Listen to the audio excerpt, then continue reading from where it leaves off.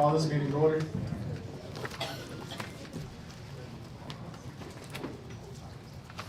Mr. Williams, will you take roll call for the meeting? Mayor Kurt Mayor. Here. Councilman Matthew Myers. Here. Councilman Ron Cardwell. Here. Councilman Rob Jones. Here. Councilman Jonathan Heisey. Present. Councilman Byron Shulman. Here. You'd stand for the pledge of allegiance, please.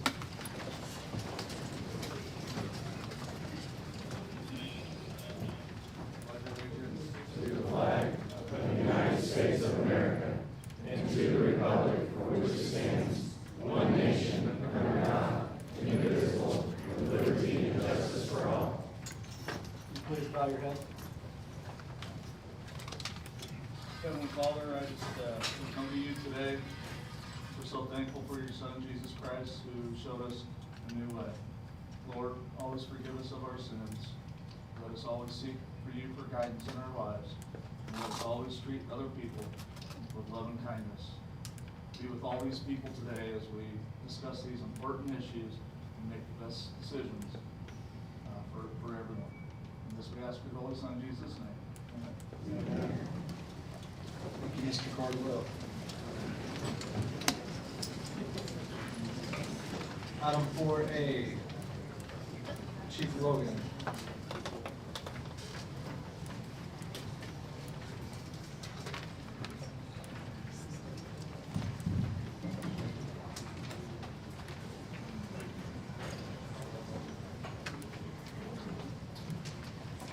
Mr. Mayor, members of the council, thanks for giving me just a moment here for a couple of well-deserved presentations. This evening we want to recognize our Assistant Fire Chief, Brian Stewart. Chief Stewart, he's right here behind me. He has dedicated over 15 years of service to this city as a salaried firefighter, working his way up and earning the position of Assistant Fire Chief. Being a part of our department is not always easy. It's required extra time, extra work, and extra sacrifice to get us where we are today. I will say I told Chief Stewart how appreciated he is in the community, but I don't think he was expecting that he was this appreciated with this crowd. This makes me jealous. So thank you all for supporting him. We greatly appreciate Chief Stewart, along with the support and understanding of his family, and would like to recognize him for achieving 15 years of service to our citizens.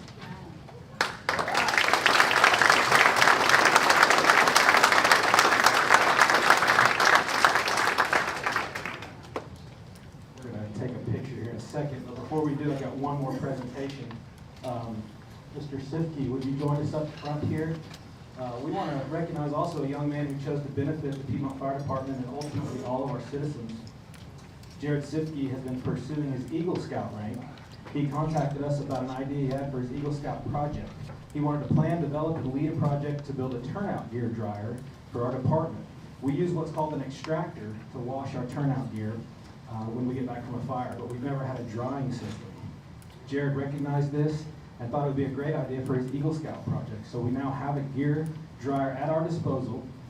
This type of drying system, if purchased, would have cost anywhere from $6,000 to $15,000. Jared was able to design and build a very efficient and functional drying system for our turnout gear at no cost to the fire department. We want to express our sincere gratitude to Jared and all who donated and participated in this project. And we want Jared to know this is not just a check mark for an achievement, but this drying system will be used by our department for a very long time. Yeah.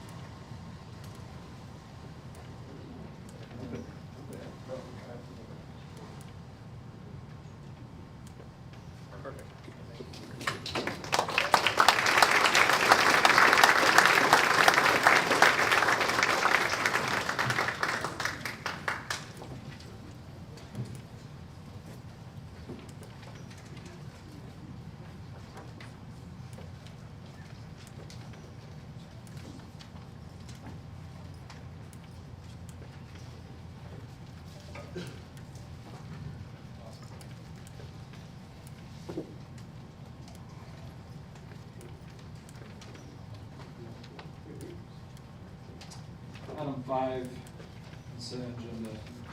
Matt, do you want to pull anything? Yeah, item B.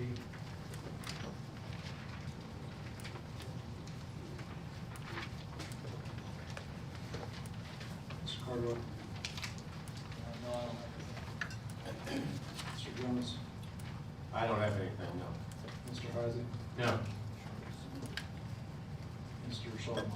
No, sir. Can I get a motion to approve A, C, D, E, F, G, H, I, and J? Make a motion to approve those items. Second.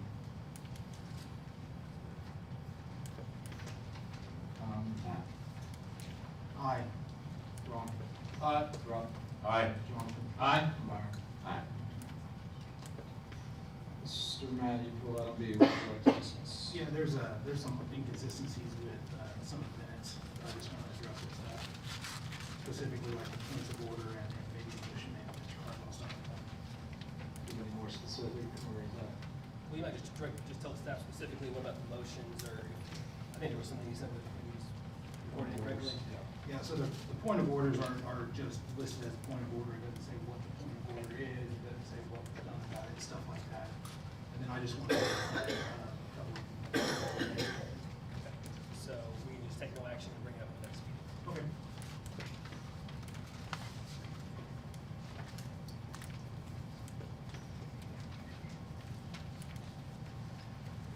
For clarification, what was the first one was point of order and the second one was what?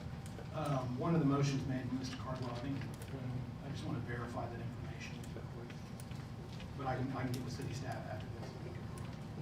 Yeah, it's on page 22. Okay. So no action on B.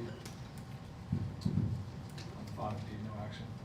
On schedule, actually, we go to citizens' comments, number 7.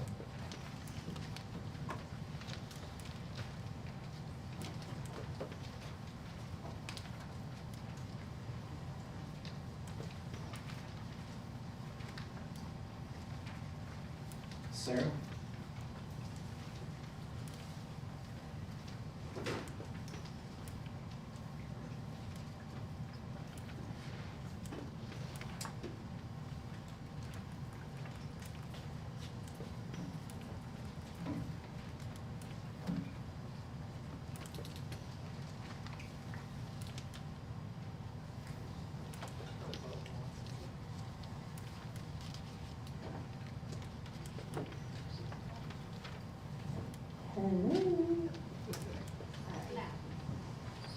Good evening.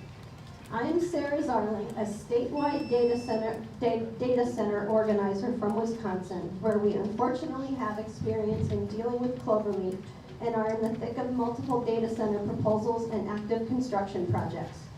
I am here because one of your residents reached out to Wisconsin asking for help because he knew it was that important, and I am here because it is that important. I need to warn you of a very real danger to your community, and that danger is sitting right there. We're all adults here, so let's imagine this proposal like an issue in a marriage. If you were to make a huge financial and life-changing decision knowing your spouse didn't agree, and you did it anyway, it would create a breaking of trust that you may not be able to recover from. Is that who you want to be for the residents of your community? Is that the dynamic you want? Or do you want to help restore their faith in government? Look out at all these people, the residents who are trusting you to protect them, and the people who are only here because their paycheck depends upon you saying yes to this project. Thanks to Aaron and Cloverleaf securing the land for the deal, Port Washington got literally the worst financial deal of all the active data center projects in our state. And as soon as it was locked in, they sold it off to Vantage Data Centers. Residents are paying for the project with higher taxes and utility rates, along with a massive construction project that has divided the community, caused great disruption and stress to the lives of nearby residents and surrounding communities, and eroded the residents' trust of their elected officials. The dump truck traffic and dust alone tie up residents trying to get to and from work and degrade the air quality. For months, they were subjected to 24/7 construction. Residents have been stopped and hassled by private security for driving on their own roads or stopping to look at the construction. In Beaver Dam, a meta project is leaving nearby residents with dry wells, contaminated water, structural property damage, and many trees cut down by the utility company with no permission or warning. There are no protections or programs in place to provide them with water, remediation to their property, or to pay for their well water testing, which is hundreds of dollars out of their own pocket. In Mount Pleasant, residents sued Microsoft because of noise just weeks after they started bringing our first hyperscale data center online. You are about to make the biggest decision of your lives. The ramifications of your choice are life-changing and far-reaching. I have met people here who built their lives on this land with generations living close by who are now facing great turmoil and uncertainty. Please allow proper time to look more into this project than what Cloverleaf has been telling you. Don't let the threat of them suing you make you say yes. That's not what a good neighbor does. You have a responsibility to look out for your residents. Secure protections for them first before you approve anything. If you took an oath, you need to uphold your duty. Otherwise, someone here might decide that they can do better.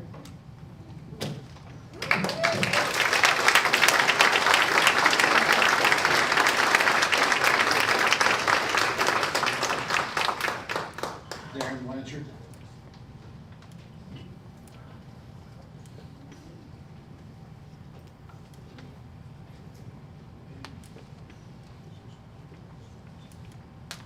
Point of clarification here. So are we gonna have everyone testify on the data center ahead of time? Or are we gonna stay with the rules of the citizen comments, being on subjects that aren't on the agenda? Yes. So the rules require during citizens' comments going to be items that are not on the agenda. I think we've gone to great lengths to make that, as far as we can make that clear. We've had the boxes up front to understand that we try to check through and make sure that no one signed up for data center topics. If that one was blank and no one made the motion, I understand.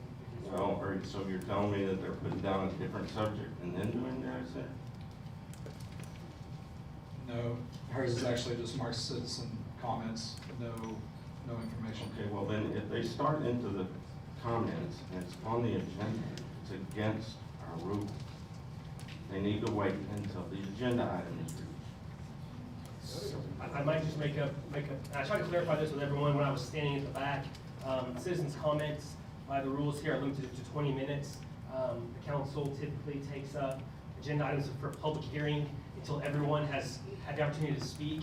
That's why we've been trying to be super clear with you all to put them in the correct box. That way we can ensure you have the opportunity to speak at the correct time.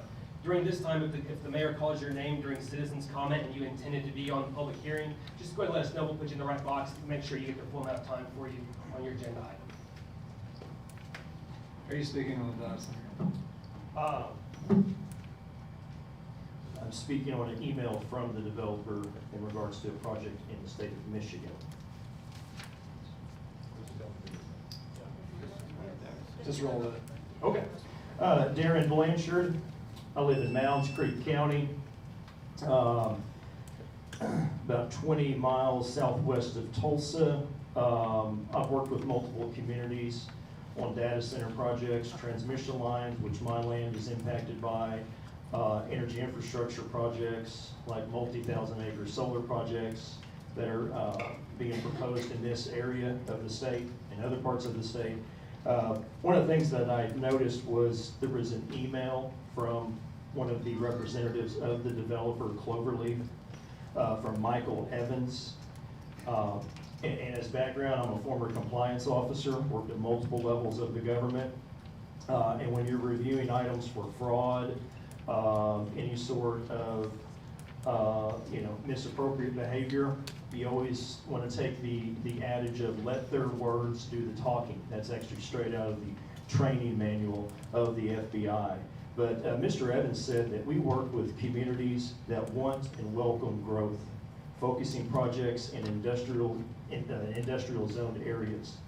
The email goes on to say that they've learned lessons along the way, and they're committed to doing things the right way, such as earning the trust of the community.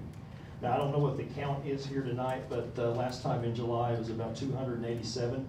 To me, that doesn't sound like a community has accepted, this developer.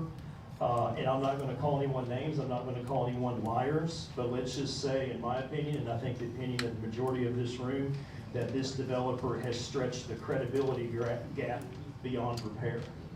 Let their words do the talking. They've said in writing that they will not be in a community if they're not welcome here. And by the looks of the attendance tonight, that's exactly what I see.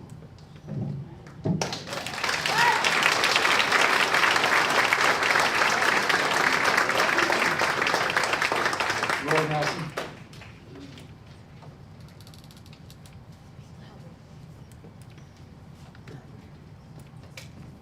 Good evening. So since this started, I went from retired sailor to getting very involved in our civic politics, and some very welcomed and some very not. One of my recent things that I was doing as the board of trustees were Cimarron Electric Cooperative, and during that I had a few different meetings with the CEO. During one of those meetings, I learned that they have an NDA with somebody that doesn't sign NDAs. Mind you, that's an elected board, and he said it doesn't sign NDAs with elected officials. So that was interesting. Also, during another attempt to go see Aaron, I did see some of our officials up there, and I'm hoping that something that they learned there will come out tonight. I didn't see any meeting minutes or anything else, but I guess I could open records request if I needed to, if I know what was discussed. Anyways, that's all I wanted to talk about. Thanks.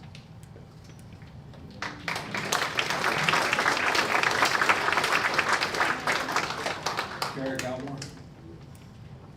Gilmore.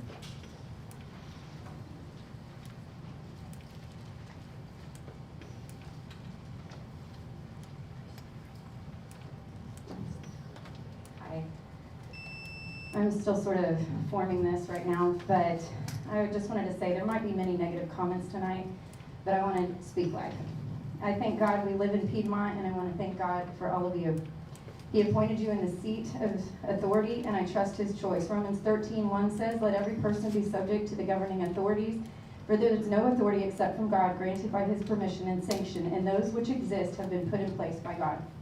You have heavy burden, whether you believe in God or not, to take care of his people.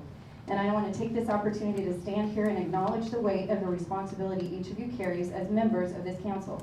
You are entrusted by God and the citizens of Piedmont to ask hard questions, to protect the long-term interests of this community, and to make decisions that could affect families here for generations. I respect the office you hold and the responsibility that comes with it. I also recognize that sitting in these seats means hearing from people on every side. You get the angry, you get the sweet, you get the kind, and even though I'm addressing you, I ask that everybody be kind tonight. Let's just honor God with our attitudes. But I also know that respect that I'm giving also means I'm expecting careful due diligence. It means expecting questions to be answered before irreversible decisions can be made. It means expecting the interest of Piedmont citizens, not pressure, timelines, promises, or outside interests to remain at the center of every decision.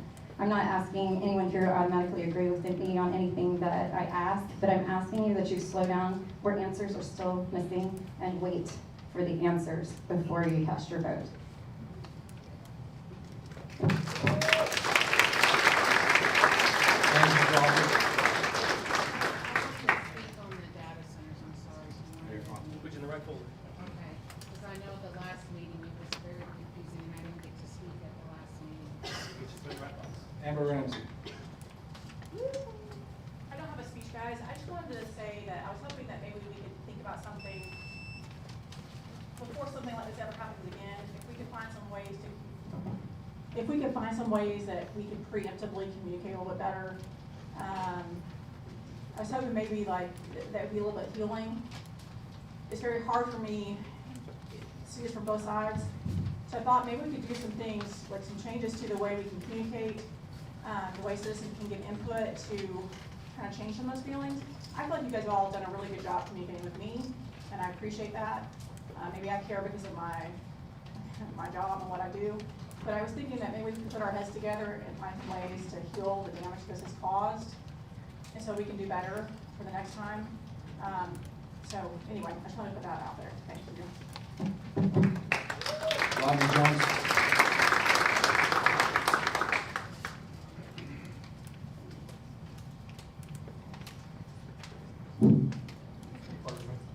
Rodney 63 Richland Road Northwest.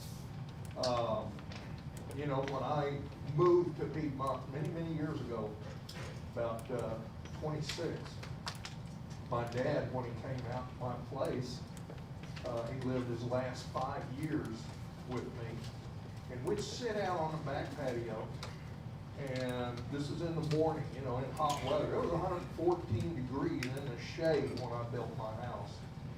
But Dad and I would sit out on the back patio. I've got a little pond down about a half mile away from my house, and you could hear the bullfrogs bullfrogging. You could hear the quail quailing. You could hear all this other stuff. You'd look up, and I can't tell you how many, I mean, it wasn't all that many, but you could look up and you could see some meteorites going by. Now, of course, we've got the windmills that have these wonderful little clearance lights that flash every once in a while. But it's just a beautiful morning when I sat out there this Saturday because it was halfway cool. And I remembered the time with Dad. And I'll be honest with you, I wasn't going to speak on the data center this time, but it almost brings tears to my eyes to know that whether it's the noise that is going to be sitting there going thrum, thrum, thrum, thrum the whole time, or whether it's the noise that we can't hear that adversely affects livestock and their fertility, which that part's been proven as well.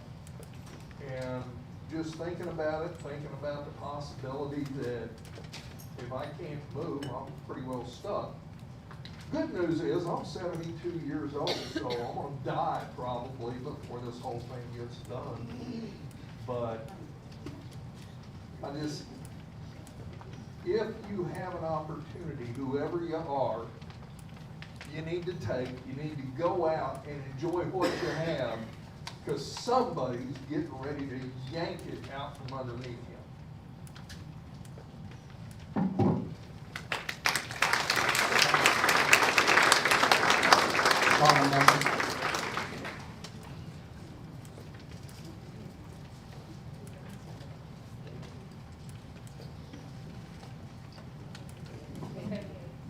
Well, Roy already told you about the NDA that Cimarron Electric did sign with our electric co-op. But I do have another question, because I did an open records request, and in that open records request, there was an NDA form from Beltline that was sent to this city, to the community development manager, and that's all I've gotten. When I've asked multiple times now, what else is there with it? And I've been told nothing. I have a hard time believing that the community development director made a decision to not respond, which is what my answer was, that she did not respond. So I would like some clarification, because that's just unacceptable. I did talk to Mr. Heisey about some confusion in the minutes, because again, we just did training, and a 10-minute conversation went down to a simplified motion that at the very last second, the mayor said, going back to planning and zoning, but on the minutes it says that's just nothing's happening. So if we can work on that, especially since we did just do training, make sure that people are clear on what's being said. Also, there is a citizen that posted a comment on Facebook, and it said that she went to the source, she went to the city, and she posted a picture of the project. And I have yet to find out where that picture's from, and I'd like to know where that picture's from. I've written my city council members, everybody, and the mayor included, and nobody's even opened the emails. So I'm kind of giving up on that. So I'm very frustrated. So if somebody would talk to me afterwards, I'd like to know where this picture came from, and if it was from the packet that we got last week, or the council got and was taken away. I'd like to know why that information is being put out to only certain people who seem to be in for the data center, instead of being distributed to everybody, because that is definitely not transparent. Okay, well, that would be great if somebody can answer that question. And I know not. I know you can answer. I know you guys can ask questions because you have to me before. Okay. And I am still waiting on open records requests. One of them was a really simple thing that I could have received, and it was the changes of the meetings. And I just don't understand why I'm not getting my open records request. And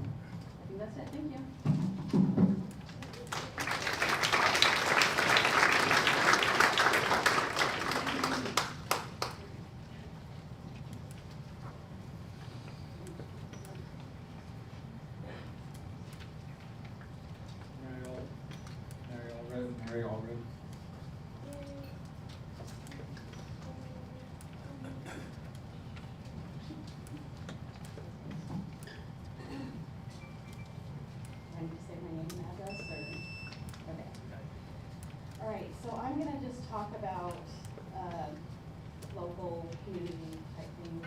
I've noticed that new people that have moved in have seen a lot of the back and forth negative, and they're wondering what's going on and if this is a place they should have moved into. I feel like we need to handle ourselves a little better, me included. I know that I've made it right with some people, and that's all I can do.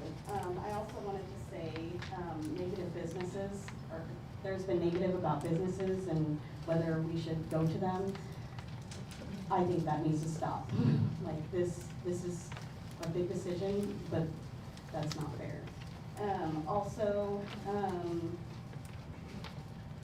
This is a big decision for you guys, and I just hope that you put your personal feelings aside and do this for the community and what's best for us, because money is awesome. Like I would like to have all that money, but that's not gonna happen.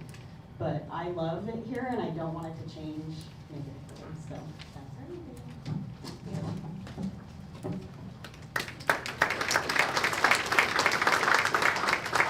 Robert Swearens.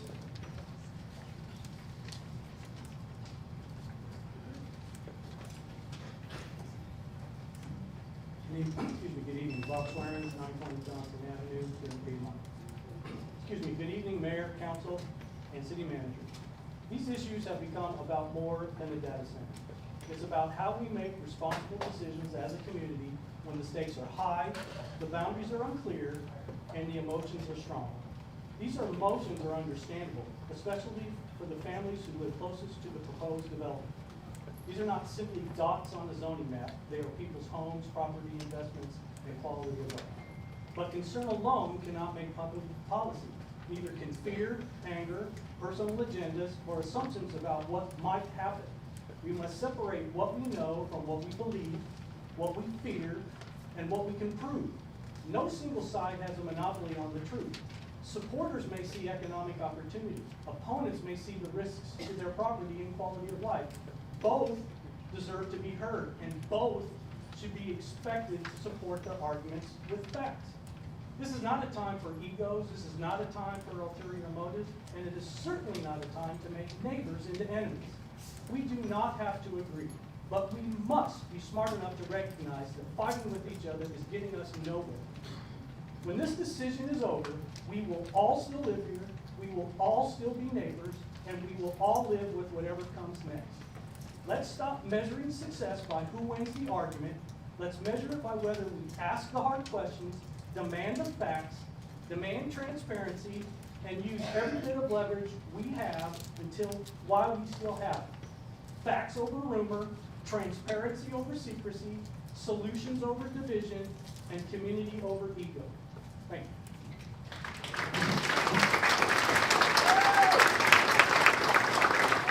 you. Nick Archer.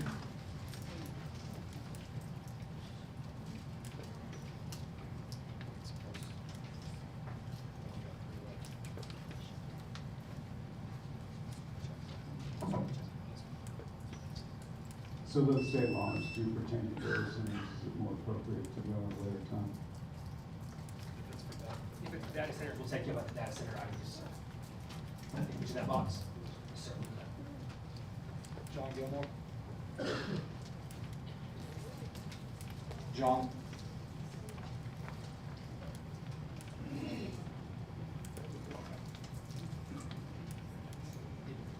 Are you waiting, sir? John Gilmore. It's not a general, it's a data. Where does it go? Data center. Within data center box. Thank you.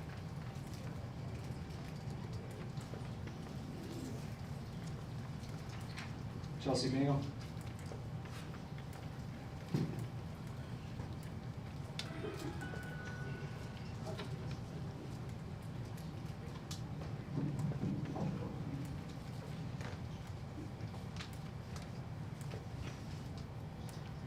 Good evening. I wanted to take the opportunity tonight to remind the city council members and the mayor that Piedmont Ordinance 09-25-23A, that all governing body members should fully participate in city council meetings, other public forums while demonstrating respect, kindness, consideration, and courtesy to others. This ordinance further stipulates that in the spirit of the Open Meeting Act and in furtherance of the City Council's commitment to conducting government business with as much transparency as possible, electronic devices belonging to a counselor should be turned off or set on airplane mode during City Council meetings. Use of electronic devices by City Council members for talking, texting, email, or otherwise during City Council meetings is except for emergency communications. It is except for emergency communications prohibited. All that we ask is that you show us the same respect that we are expected to show to you. We spend hundreds, if not thousands of hours to research these topics because they impact our everyday lives, they impact our future, the future of our kids and our grandkids. And like many Americans, a lot of our largest investments are our homes. So of course we're gonna have a lot invested in all of these topics. So I ask that you follow your own rules and give us the respect that we deserve. Thank you.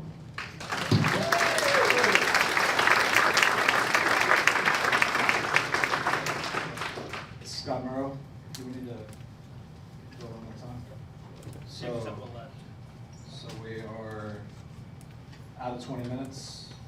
So I'm asking the council if somebody would make a motion to extend the time for this last comment. Make a motion to extend for the last one. Second. Rob? Aye. John? Aye. Matt? Aye. Byron? Aye. Ron? Aye. Mr. Murrow? Appreciate that.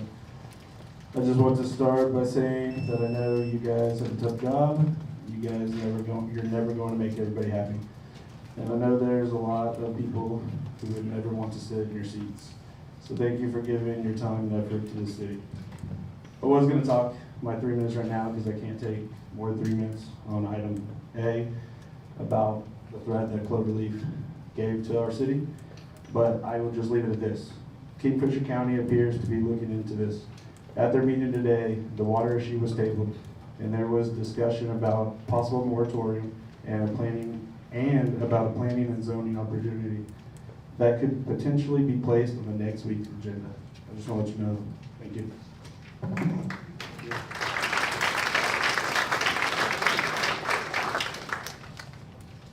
Alrighty, before we move into item 8, scheduled business, I'd like to, without objection, I'd like to leave the council meeting and convene to the PMA meeting on page 205.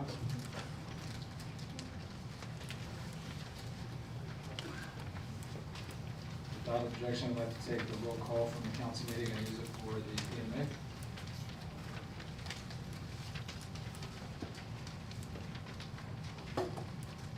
Matt, do you want to pull anything on the consent? Yes, sir. No. Ron? No. Rob? No. Jonathan? Item D. D is in dog.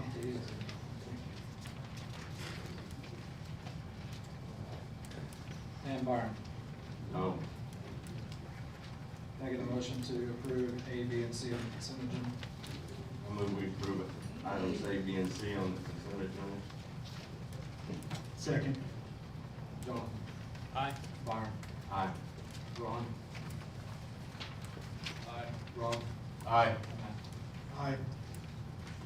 Mr. Heisey, item D. Yeah. These are not equal quotes. I know this was voted on at the last meeting, asking you to reject Triple J's bid, but my motion is going to be to reject all of these bids because it's obvious that they're not all bidding this, they're not all quoting the same things because their quotes here don't even have the same items on them, they don't even have the same quantities. And if they were given a standard sheet with the quantities and the items, they would all have the same quantities and items on the proposal that they gave the city. And I'm going to ask that you not ask me any more questions, or else it's not going to be pretty. So I move to reject all bids for the Morgan Road Bridge repair.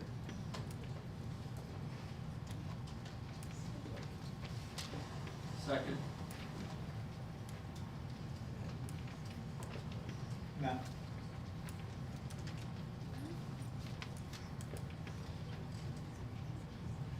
No. Jonathan? Aye.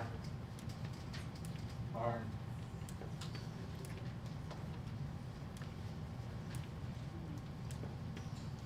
Aye. Ron? Aye. Rob? Aye. Mr. Mayor, I'd like to make a second motion on that item. Can I do that? I didn't know what you said. Can I make a second motion on that item? What's the motion? I move that these items, this repair be put out for quotes again, using a standard quote sheet, and that the mayor can call a special meeting if we need to approve the most qualified quote. Second? Yep, so, I know you and I talked about this a little bit, this was not what we talked about. I thought it's noticed as rejection only. Okay. And so, however, since it's under the bid cap, we don't have to have authorization, the city manager can just Yeah. get those bids and bring them back to you. All right. But I'm quite confident that he'll make sure the bid sheets are the same after hearing. Thank you. So we don't get the. You're good.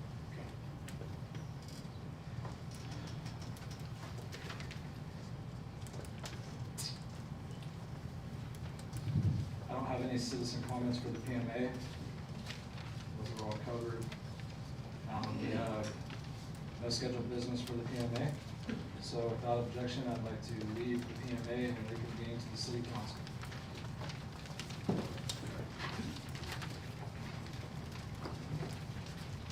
Page 2.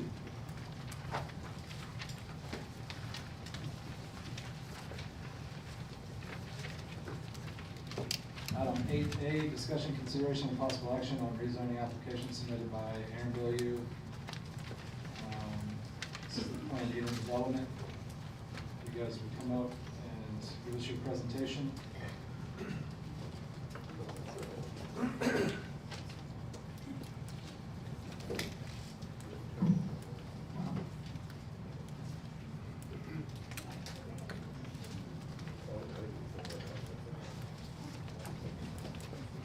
It's gonna be back there. Hey, will you, Mr. Corman, yeah, will you hit that light switch for us? Turn the back one on. Thank you.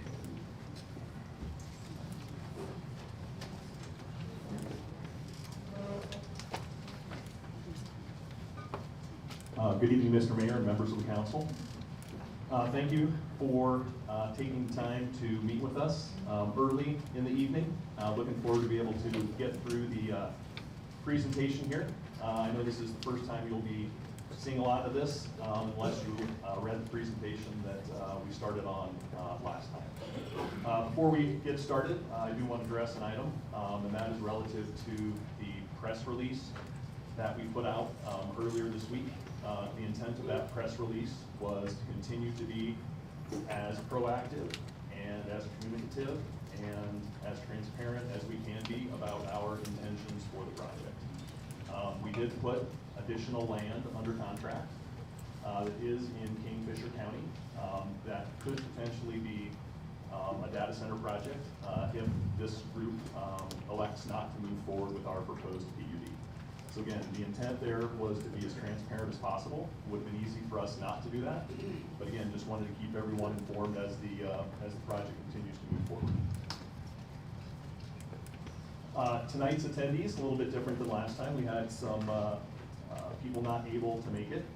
So these are the people who are here tonight representing Cloverleaf. We got myself as the Chief Development Officer, Jonathan Abidi, our Chief Technical Officer, and then Brent Kissling, who's a consultant with Next 2 Consulting, who is doing some economic development work on our behalf.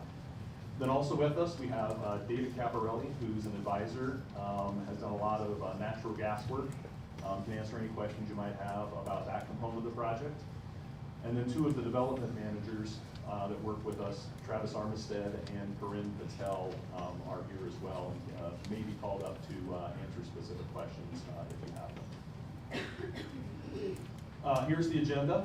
For anyone looking for the updated presentation, it's mostly the same as last time. However, there are some updates, particularly in the maps, to include the additional parcel.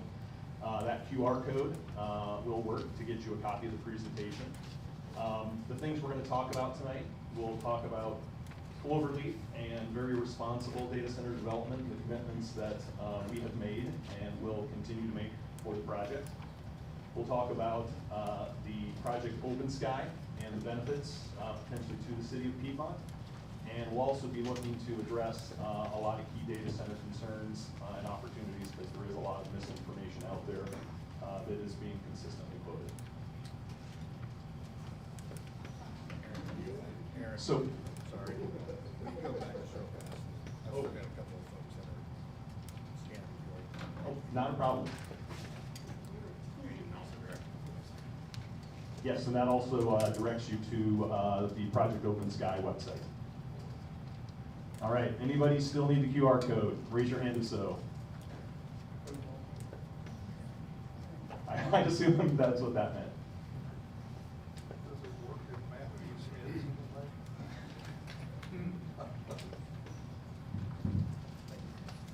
All right, good. Okay, I will not drain this slide. This is sort of a broader perspective on the overall leadership of Cloverleaf. We're about a 2.5-year-old company at this point. We were founded to develop powered land sites for large energy users. Most of us come out of the data center industry. I think I've counted, we now have 8 or 9 ex-Microsoft people, and just added our 4th ex-Meta person. We've come out of some of the largest companies in the world. You can see there on the bottom right, large, very trusted companies, both on the data center side, as well as on the renewable energy side, engineering, things of that nature. Plus or minus 15 years in power and development in terms of the experience with our people. Lean Agile team, and the 29, I believe, is actually 31 now, as I think we had 2 people start this week. So continuing to grow, but still a fairly small, fairly nimble company. So just kind of setting the stage, excuse me, overall. The PUD that you are reviewing today, it includes 633 acres, which includes, let me get that. I think my pointer's working. I don't think it has enough range. So the PUD includes the area in the light green, sort of in the center of the map on the right. And we've identified 3 potential expansion areas to the northwest, to the southeast, and as most recently announced, 337 acres in Kingfisher County, directly on the north side of the project.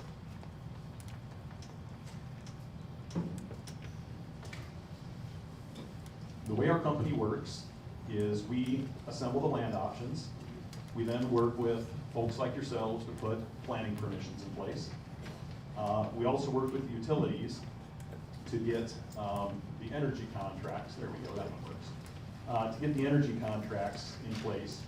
We then work with an end user who comes in and will design and build their own facility. So the people we work with, examples are listed there on the left. The Port Washington project was mentioned. That was sold to Vantage Data Centers, who's now building a data center for OpenAI. Will be the ultimate user there. We've also sold projects in Georgia to Google. And so we continue to work with these large end users who then come in, design and construct the facilities, and ultimately become part of your community.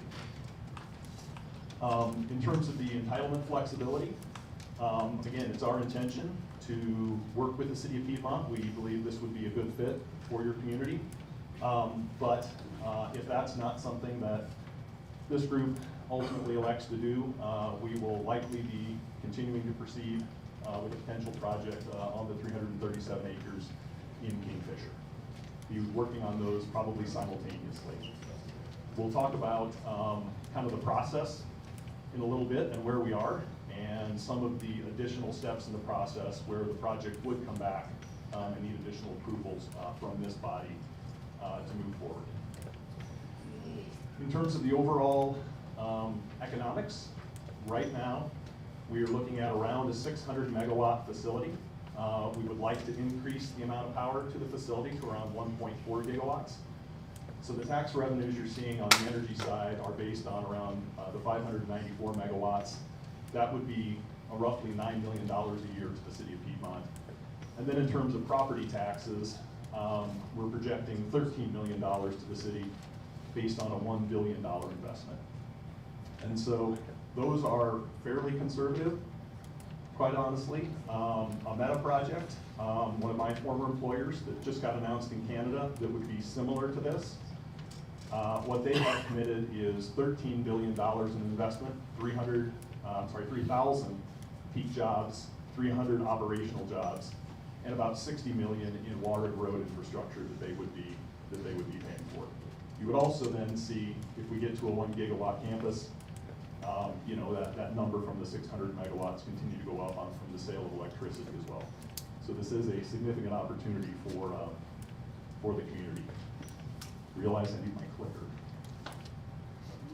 Okay, so the Cloverleaf Standard, this is something that we do everywhere. Our company is built on transparency, meaningful local benefits, and responsible development. So we do have no NDAs with any public officials. We host community open houses, which we did here in the community, and have websites with all of the information on there. We got the link to the QR code just a minute ago. We do provide local, meaningful benefits. We work with the community to understand what the community's needs are. We will work to administer those programs, and we will be making charitable contributions based on the community's priorities.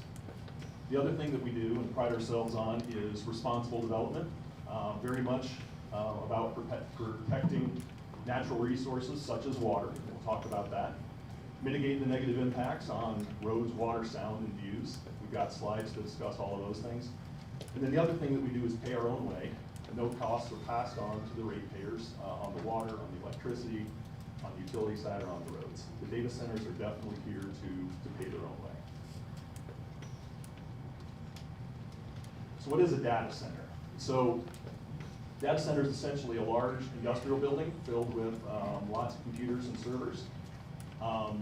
The things that come out of a data center, all of their smart searches and recommendations that you're seeing coming through Google or whatever your search engine of choice are.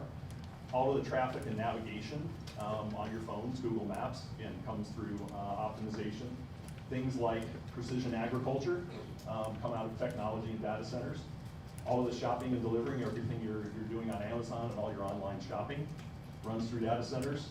Every credit card transaction, the fraud and security that comes with that. And then one very near and dear to me is just the healthcare and the early diagnosis with all of the technology that's out there. The lower left is just a diagram kind of showing, and you'll see all of these elements when we go through the site plan in more detail. So you've got the data center campus buildings, you've got some perimeter roads to be able to service those. You've got a secured perimeter and entry, you've got office components, and then ultimately you have a substation to serve the building that comes on site.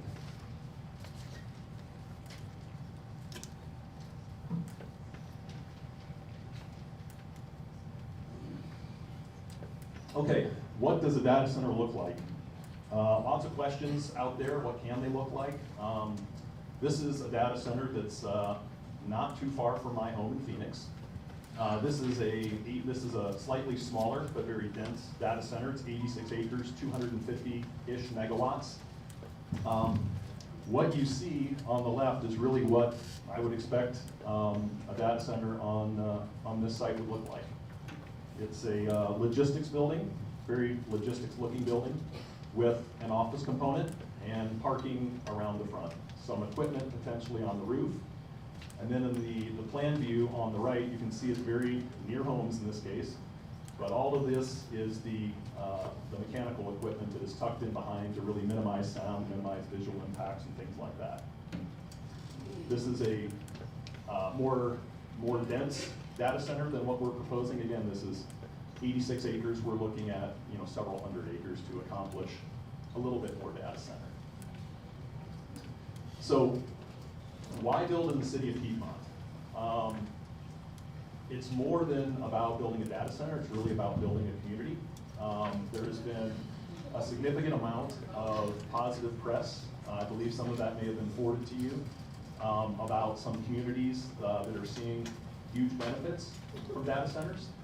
The Microsoft data center in Quincy, Washington, over the last several years has driven the poverty rate down from 29 to 4%. The article from that project is called A Brand New Everything, because that community has, from the revenue driven by the data center, been able to completely rebuild itself. You have put in a very responsible development ordinance that we're willing to work with. There's a few changes that we would like to see. But you were proactive, you put in a comprehensive ordinance that allows this project to be able to move forward. There is some infrastructure that y'all need that we would love to participate in the cost of. I know there's challenges with the water, and some of the roads are two things that we would be very interested in working with you to fund that. And then really the long-term revenue generation allows you to create a long-term budget to be able to maintain and grow and have a vision for your community with. And again, the data center wants to be part of that. In terms of the industry standard, the data center will come in and earn the trust and support of the community. Once we get through this stage of things and you start to see the benefits.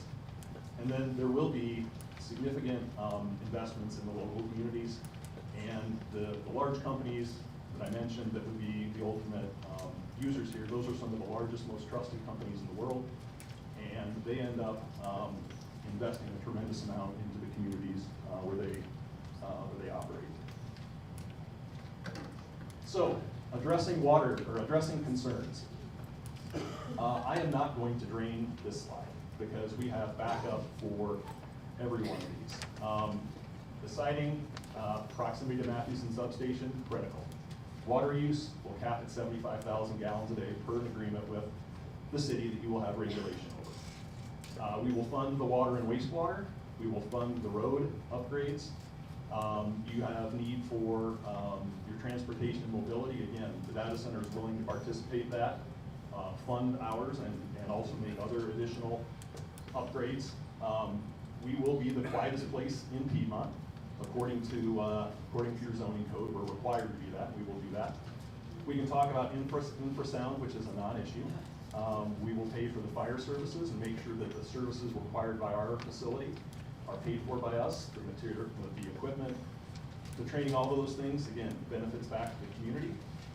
We talked a bit about what data centers look like. Jonathan will come up and talk about the power generation and ratepayers. Got some information for you on property values. Data centers actually increase property values instead of the contrary theory that they drive them down.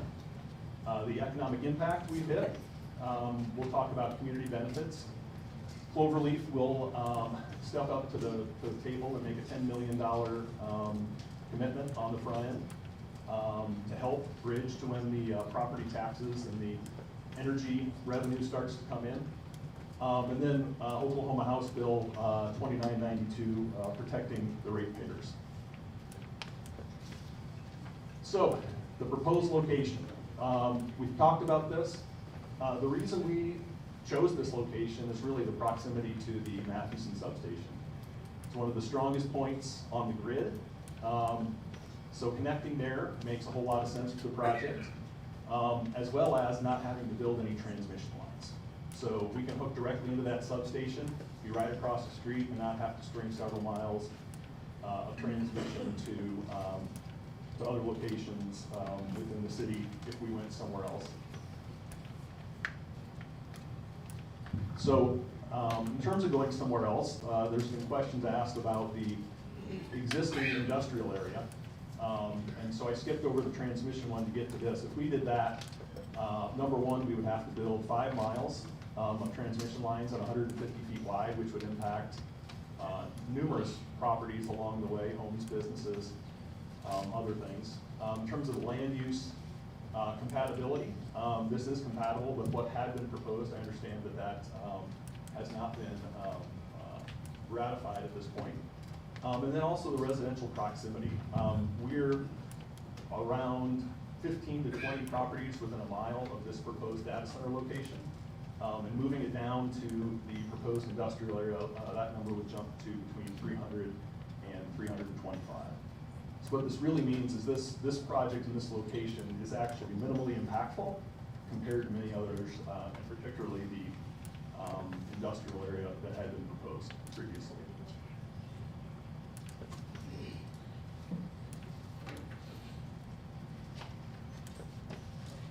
Okay, the PUD. You have a, what I would call a fair and strict PUD. There are some things in there that we're proposing that would be slightly different than what you originally asked for. We are proposing an overall decibel limit of 60 decibels, and I'll get to why we feel that's appropriate in a few minutes. By the way, just to orient you to the slide here, everything in black is what you've asked for, and we're saying, yeah, that's good. Anything in green, we're proposing a modification to, and I apologize if anyone's colorblind and can't see that. Can you see the difference? Okay, all right. I just thought of that. Put that on the list to make sure we don't do it again. And then down on the design and visuals, we don't believe that screening rooftop equipment and ground-mounted equipment is necessary because of the berming and the landscaping on the perimeter. You'll never see past the perimeter. So screening things that can't be seen doesn't seem to make sense to us. Then on the second page, just taking out the requirement for a special use permit, because what that means is another step in the process and coming back here rather than just saying, yes, everything we've agreed to from a layout perspective works. We would request a 65-foot building height to allow two-story buildings.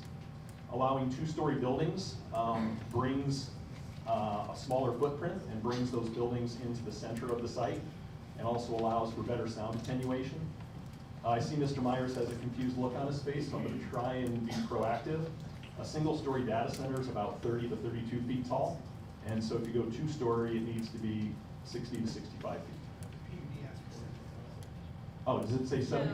Oh, per in? I was waiting.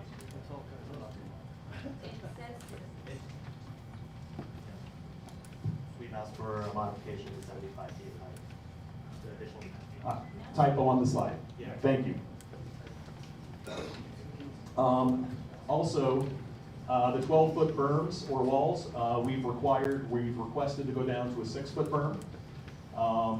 The requirement is for 3 rows of coniferous trees all the way around, plus some additional trees and plantings. So a 6-foot berm that's as tall as me, even I can't see over, plus 3 rows of trees on top feels like it's sufficient. There's also a sustainability aspect to it because of the tens of millions of yards of dirt that would have to be moved to get to a 12-foot wide, 12-foot tall berm. 12-foot tall berm, just for reference, at a 4-to-1 slope on both sides, plus a 12-foot on top of it, gets to be a 108-foot wide berm. Imagine that running a couple miles around and how much dirt you have to move. So we feel like 6 is more than sufficient. And then we would request you take out the parking spaces. That's more of a thing we see with retail and office buildings and things to make sure people have enough parking. The data centers will put in the appropriate amount of parking for their employees because it's really only their employees on site. So in terms of what we're requesting in terms of variations, there really isn't a heck of a lot here, given the breadth of your zoning requirements already. So let's talk process for a minute. We are really in kind of step 2 here. So step 1 is the site selection and due diligence, which we've been at for about that amount of time. Looking for land, sourcing land, obviously continuing to source land as we just signed some up recently. Phase 2 is the zoning approval.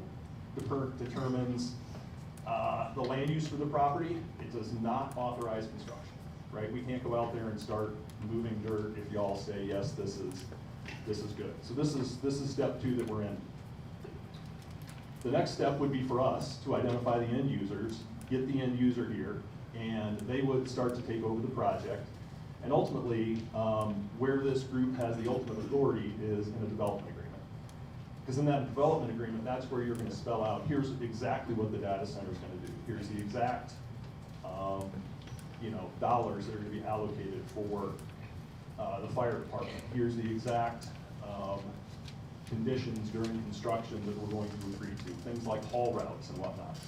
So this group will continue to have authority over the data center project through the development agreement. Once that's done, we will be working through the pre-construction and the permitting. So getting the stormwater management plan approved, the road improvements done, the lighting plan, noise study, building permits, that'll all be 4 to 6 months, and then we'll get into construction. So construction on a project like this will be a cloud data center likely. Cloud data centers, they want to build very quickly and get all the construction done and be done and out, okay? So what that means is a shortened duration period relative to the historical cloud data centers that have been built for a long time, okay? So the plan there, try to be done in 18 to 30 months. We just put 36 on here to give a little cushion and padding. And then after that is just the post occupancy, the ongoing third-party compliance for water, for sound, for lighting, all of those things. So the bottom line here is this is a first step and not a final approval for a project like this. This is to allow the project to continue to be able to move forward.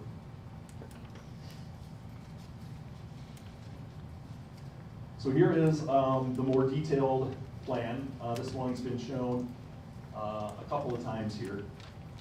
There we go. Now my pointer's working.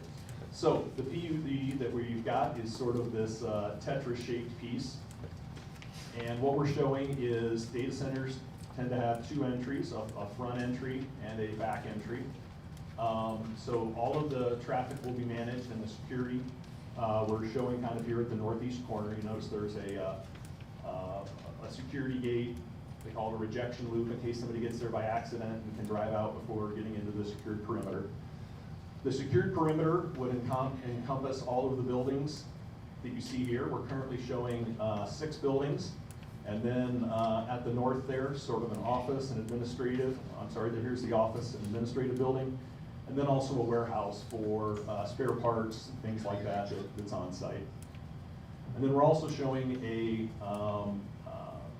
substation that would be connected in via the overhead power lines. Sorry about that, Mayor, if I hit you with that. The overhead power lines. And then on the southwest portion of the site, we have, we're projecting to put in a natural gas peaker plant. So that plant will not run all the time. That plant will only run part of the time during the cold of the winter and the heat of the summer when there's peak electrical loads. The grid doesn't have enough power to be able to cover that. The utility will kick that on to cover the peak.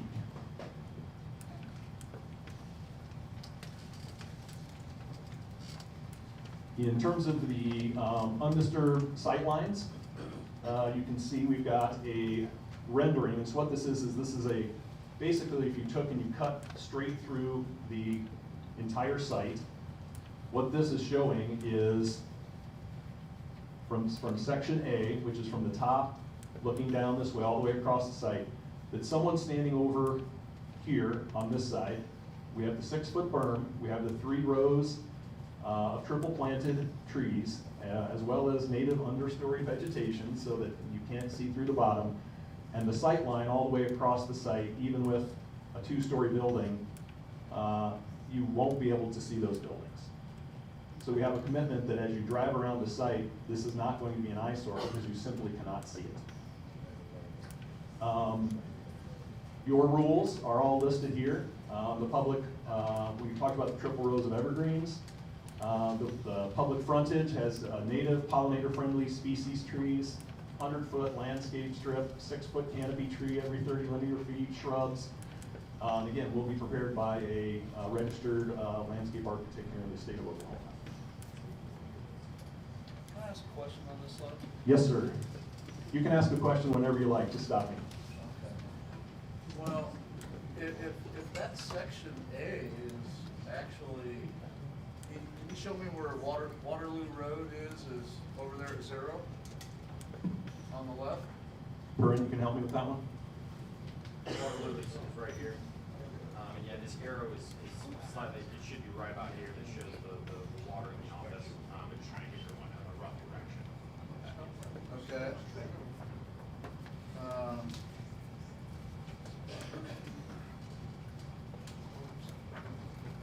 Yeah, because, initially I was looking at section A is running through a building and not through the detention pond. Yeah. That's shown.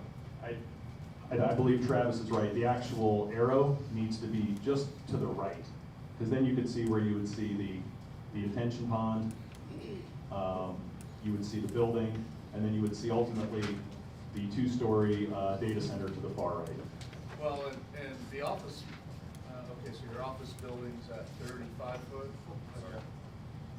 That's the office building right there. Okay. Yeah, so the sight line going across the water to the office. Yeah, so you're at the road, the berm, the detention pond, the office building is there, and then the data center's back here with the parking lot. So the Yes. section line needs. Section line needs to be moved and flipped to turn to the right. So Thank you. sometimes you look at these PowerPoints for so long, you find the smallest little things. But yes, you are correct. I appreciate you pointing that out. Can you clarify the perspective? All right, ready to move? Yeah.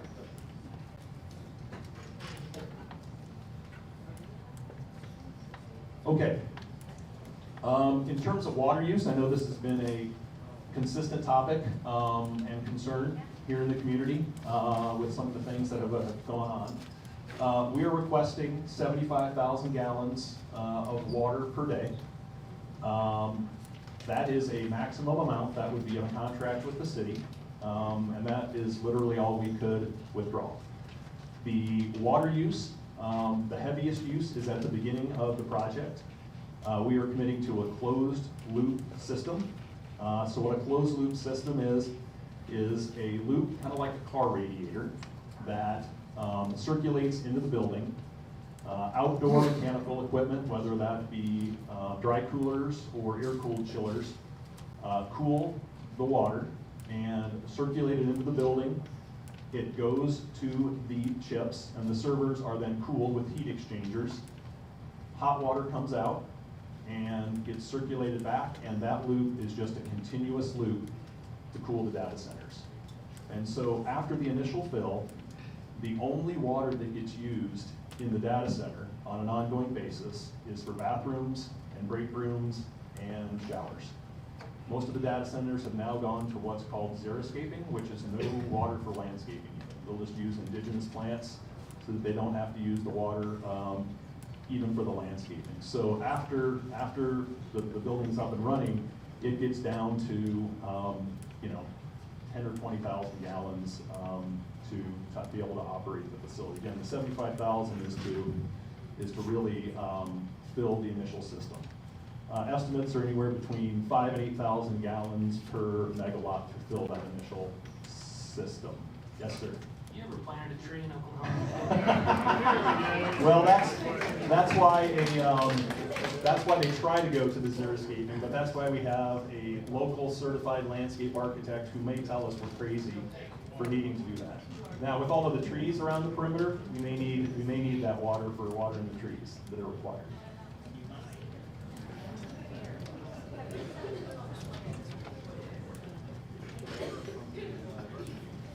Okay. And again, the data center will pay for the infrastructure that needs to be put in to support the project. We understand that there is concerns about the existing water system. We've heard anecdotes about lower pressure near the site and on this end of the system.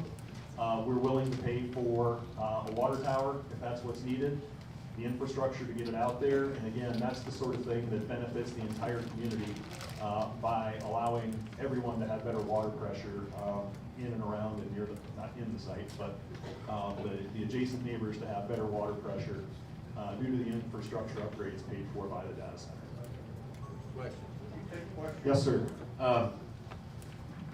Recently, I was given some information about an atmospheric water system for closed loop data centers where these giant dehumidifiers were put in place that could produce up to 1.5 million gallons of water per year by pulling it out of the atmosphere. If y'all ever looked at that, would you consider that?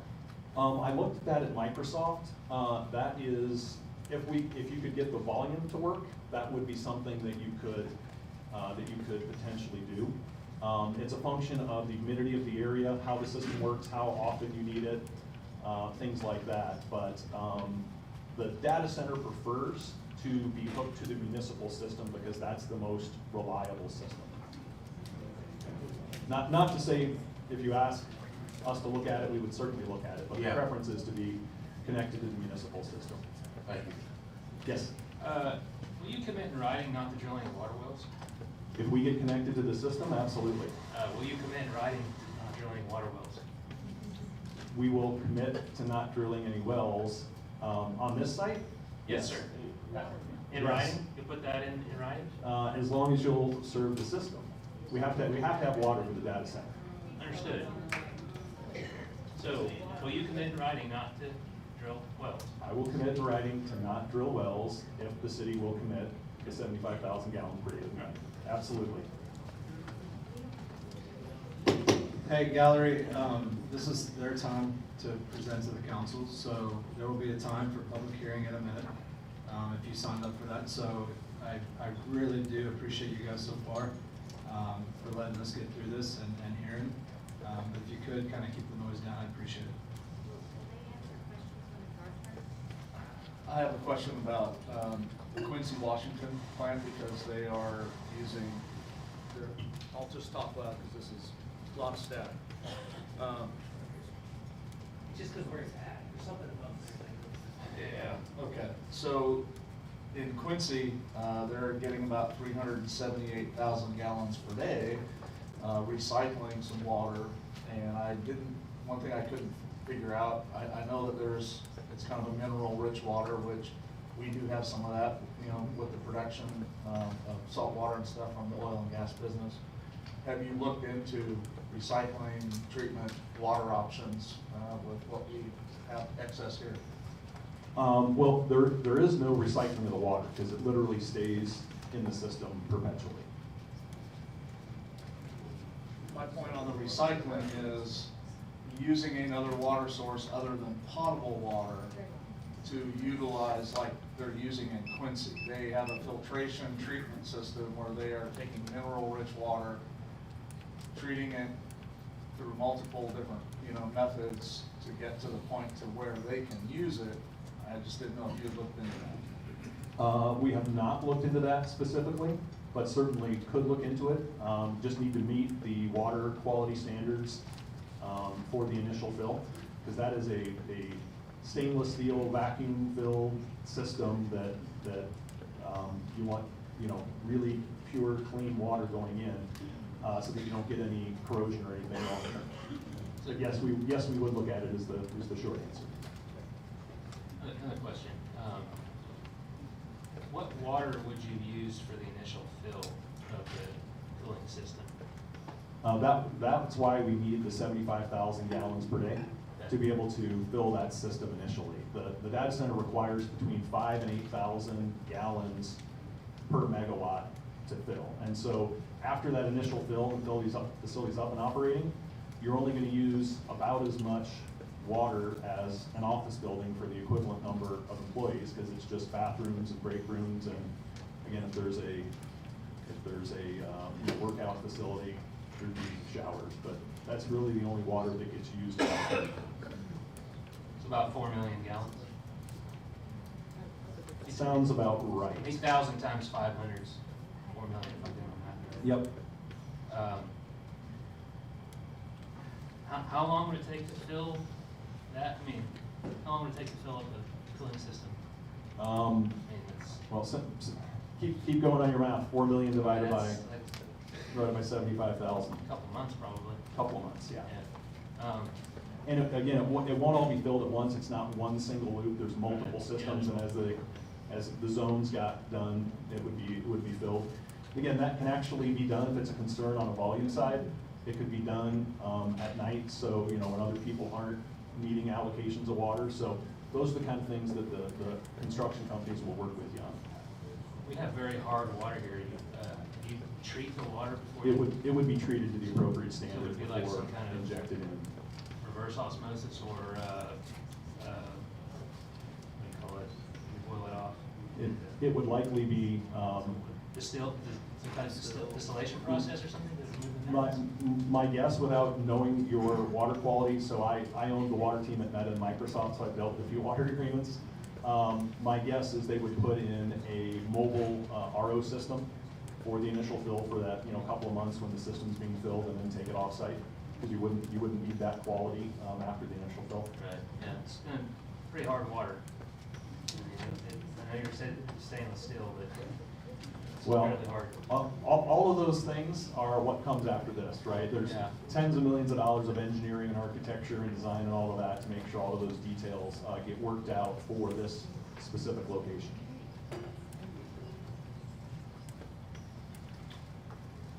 Ready to move on? Okay, I think we can cover this or pretty much skip it, because I think we actually, through your questions, answered this. Again, we are willing to pay our freight on the water side and work with you in a way that helps overall support your long-term comprehensive plan for infrastructure and wastewater here. I do have another question I have a question about wastewater. Okay. Besides the bathrooms, in the facility, what other wastewater discharges do you have? Zero. So what happens to the water inside the cooling system? You ever have to change it out ever? It lasts forever?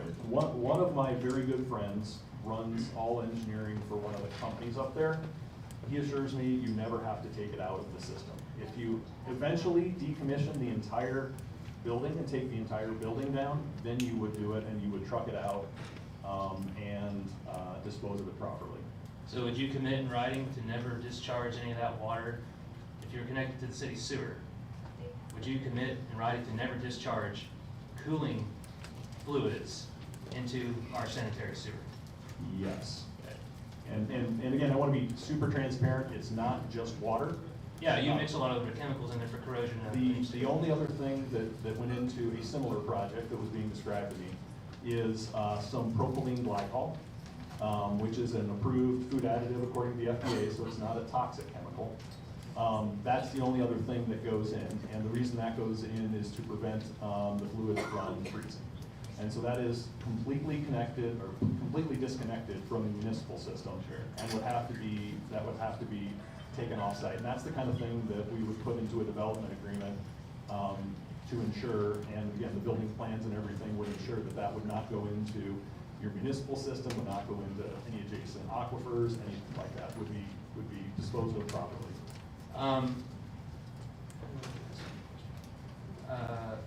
These closed loop systems like you're proposing here, the one that would be used in this building, how long has that technology been being used in hyperscale data centers like this? How many years would you say? The first ones are just coming online right now. So would you say like 2025, 2026?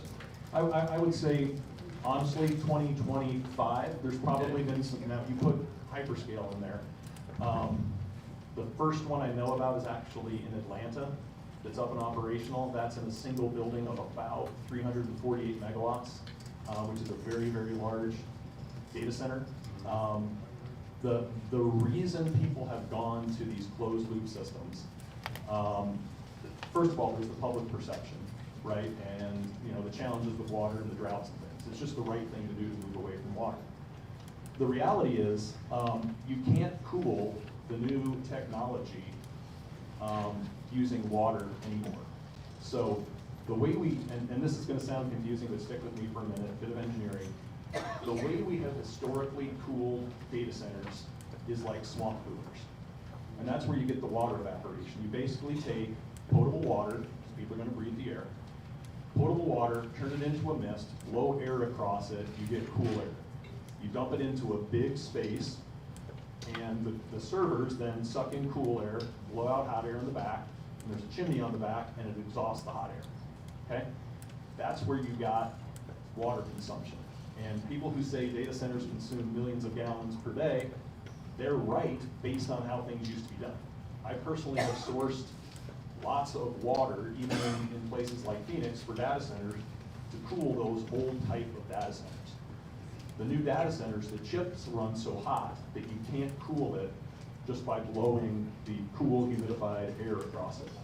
So the technology has evolved to the point, because the first rule of thermodynamics, you can push 4 times as much heat into water as you can into air.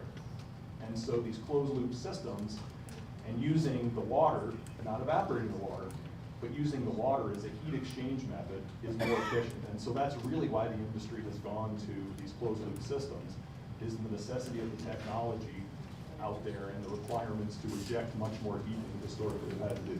So you commit in writing to not use evaporative cooling? Yes. Okay, so it'd be a dry cooling system with the ultimate rejection of the heat in the atmosphere is through fans? Correct. Okay. You said this system's only been around since maybe 2025, and you said you had a friend who said that this is the coolant would never need to be changed out.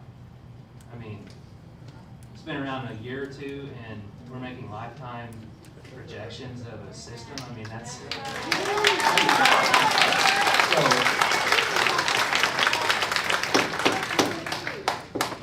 So if we go back to your question, you asked specifically about closed loop systems and hyperscale data centers. Right. Hyperscale data centers have only been around a year or two. Yeah. These types of systems have been used in smaller data centers and all kinds of industrial applications for years and years. But So it's not at this scale, right? No, this is scaling it up for sure. These are the largest infrastructure projects ever built. What would you say the scale factor is on that? Well, the one facility in Atlanta was built by a company called QTS, and I believe that one is 348 megawatts. And that is 348 megawatts, and I know we had a little bit of this conversation last time, so I don't want to rehash or confuse. I wasn't here last time, so oh, sorry. Okay. So when we talk about power, there's 2 kinds of power, or ways we talk about power. One is utility power. That is the amount of power that comes from the utility through the substation onto the data center site.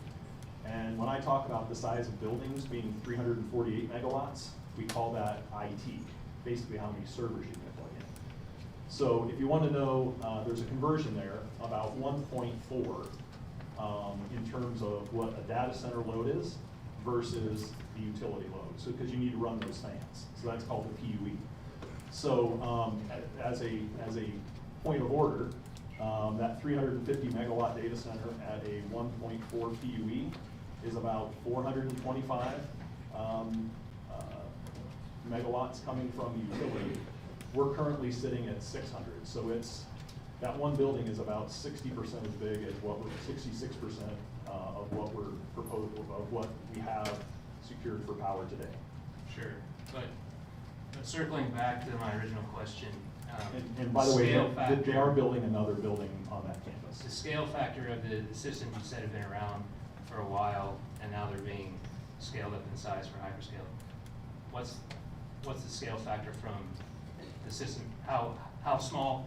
How large are they? How much larger are they than the systems that were previously used in other applications? I would be hard pressed to give you an accurate answer on that. Would any of your staff be able to answer that question? No. Okay, so you don't know. It could be 10, could be 50. We really don't know. It certainly wouldn't be 50. And then, but we're making lifetime projections on something that we don't know what the scale factor is. We're scaling up tried and true mechanical systems.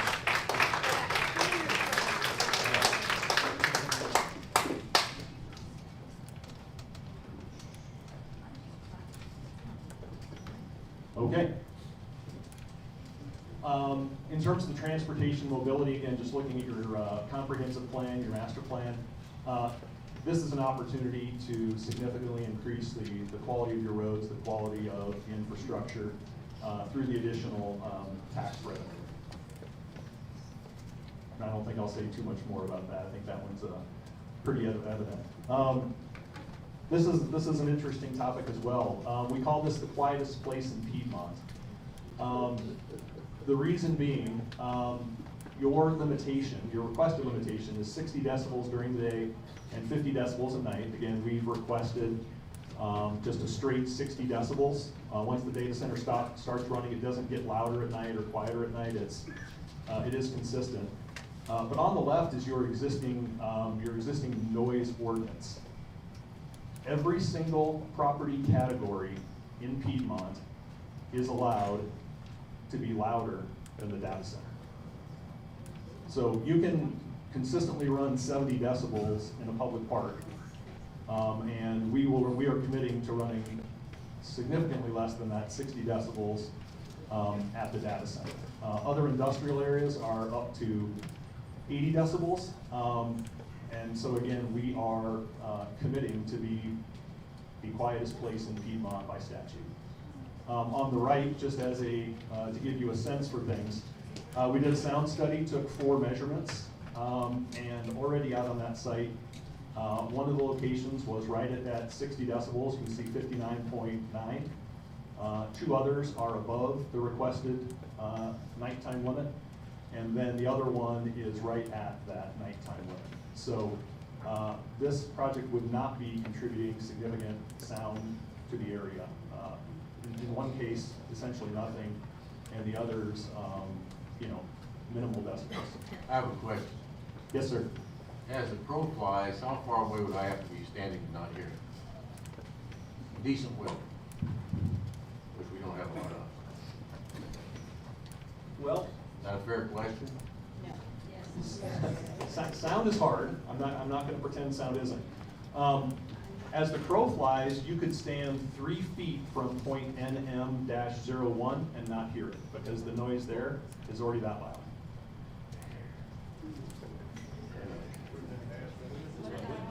Well, I have some questions. Yeah. You say it's that loud, that's the equalize. That's an average of multiple readings over half an hour or so. Yes. So sometimes louder, sometimes quieter. And that's between like, your readings, there's 4 readings you took were between 8 and 11 a.m. Yes. Wind advisory day too? Yeah, during wind advisory. Yep. Which I have a question is, how are those noise meters shielded from wind so, high winds don't distort the readings that they take? I would have to get a sound engineer, but they produce the results based on their technologies, and this is all they do is produce these readings. But it was not, it wasn't, from what I read it, there's no standard test method that they use. They just put these out here for a certain length of time, took the recordings, and gave us the.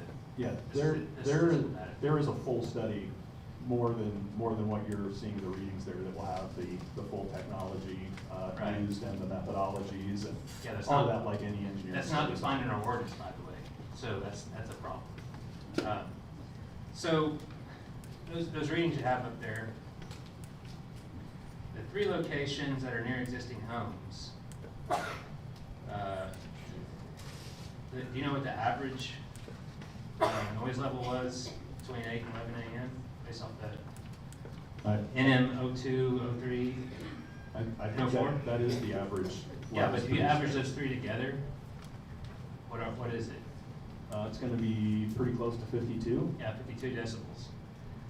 But you want to raise, and that's during the day, and you want to raise it to 60 all day long. Correct. But we don't even know what it is at night. So it could be feasibly, possibly, it could be considerably lower than 52 at night. So you could be raising it, the noise levels. We don't know how much you're raising it at night if you want 60 during the entire 24-hour period. We can work with the 60, and keep in mind our neighbors can actually be at 70 if they're residential. They can be louder than we can. So why did you not measure any noise levels at night? We're following the recommendations of our engineers in terms of collecting appropriate samples for similar projects. So you don't know why you only did it during the day? Again, this is the recommendation and the scope from our engineers of how, in their professional judgment, they would run a sound study for a similar project. Okay. So how can you say you're not adding significant noise when you don't know what the nighttime noise levels are? We're adding not significant noise during these times. If you'd like us to do a nighttime study, then we can do additional studies as part of the next steps going forward. People are in their house 24 hours a day. I mean, so you don't have any concerns that you may be significantly exceeding the 50 decibel noise limit in the IT zoning district at night? Can you say that again? You do not have any concerns that you're significantly exceeding the 50 decibel noise requirement that's contained in our IT zoning district regulations? We are requesting that be raised to 60 decibels.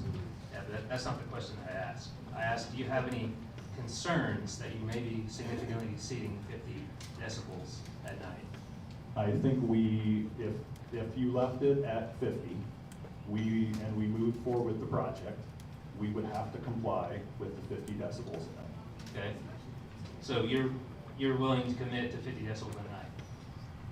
We would request that you would keep it at 60, but That's if not what I asked. that's a conversation we need to have. Well, that's why we're here tonight, right?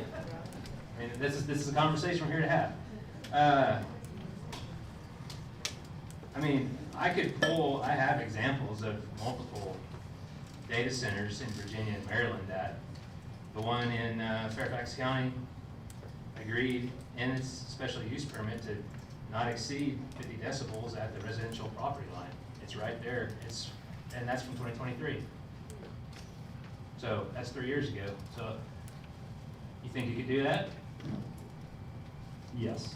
Okay, will you do that? Will you commit that in writing?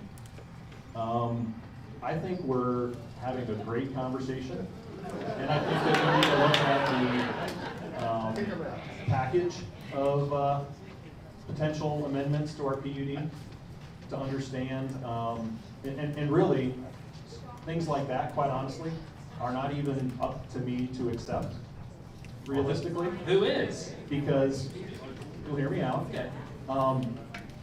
The way we have worked, and I've done this all over the world and worked in other communities, is that at a meeting like this, you can make a motion to say, I want to approve this PUD with these 4 amendments, right? And then if the group agrees with that and puts it forward, then we make the decision about, are these things we can live with and we can move forward with. I will tell you that I believe 50 decibels is not a deal killer. Okay, good. Okay. Would you be willing to use another scale besides the A-weighted scale? Would you be willing to use a C, admit to some kind of noise requirements using a C-weighted scale?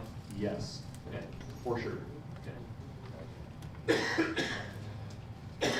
But I guess the last question is, if you knew that the noise level requirements at night were 50 decibels, why did you propose a data center that didn't meet those requirements?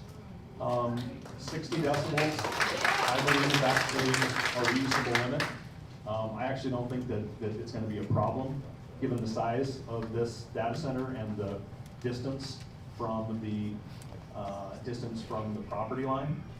Particularly when you put in a triple row of trees and all of the underbrush, it's really hard to get any sound through there at all. We were just looking to have a consistent number, because again, once the data center starts going, the data center doesn't stop and turn off, and it doesn't fluctuate day and night like some other industrial manufacturers would do. Well, it could take several years for the vegetation to grow to the required heights, thicknesses. Exactly, which is why it will get quieter over time, quite honestly.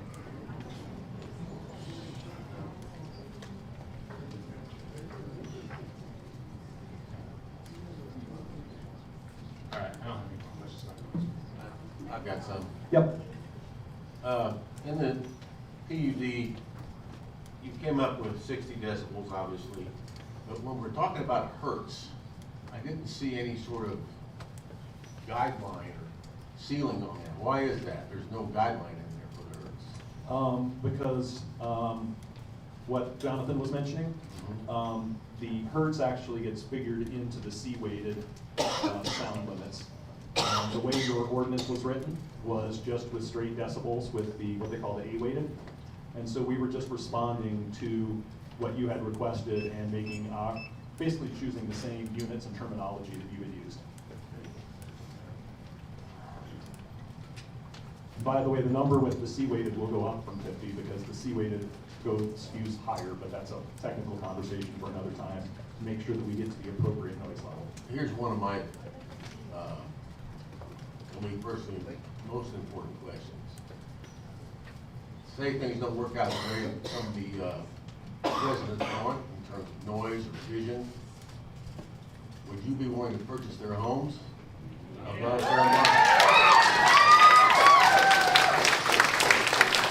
above fair market value or compensate them in some way? We have had those conversations with some of the neighbors, and we are doing that in other cases, so we will have those conversations. I think that's important. Comment on the noise. Rob? Yeah. Mind if I go ahead and ask a question? Go ahead. Okay. So I was going to comment that in the noise study that was done, there was nothing acknowledging like how much noise comes from a peaker plant.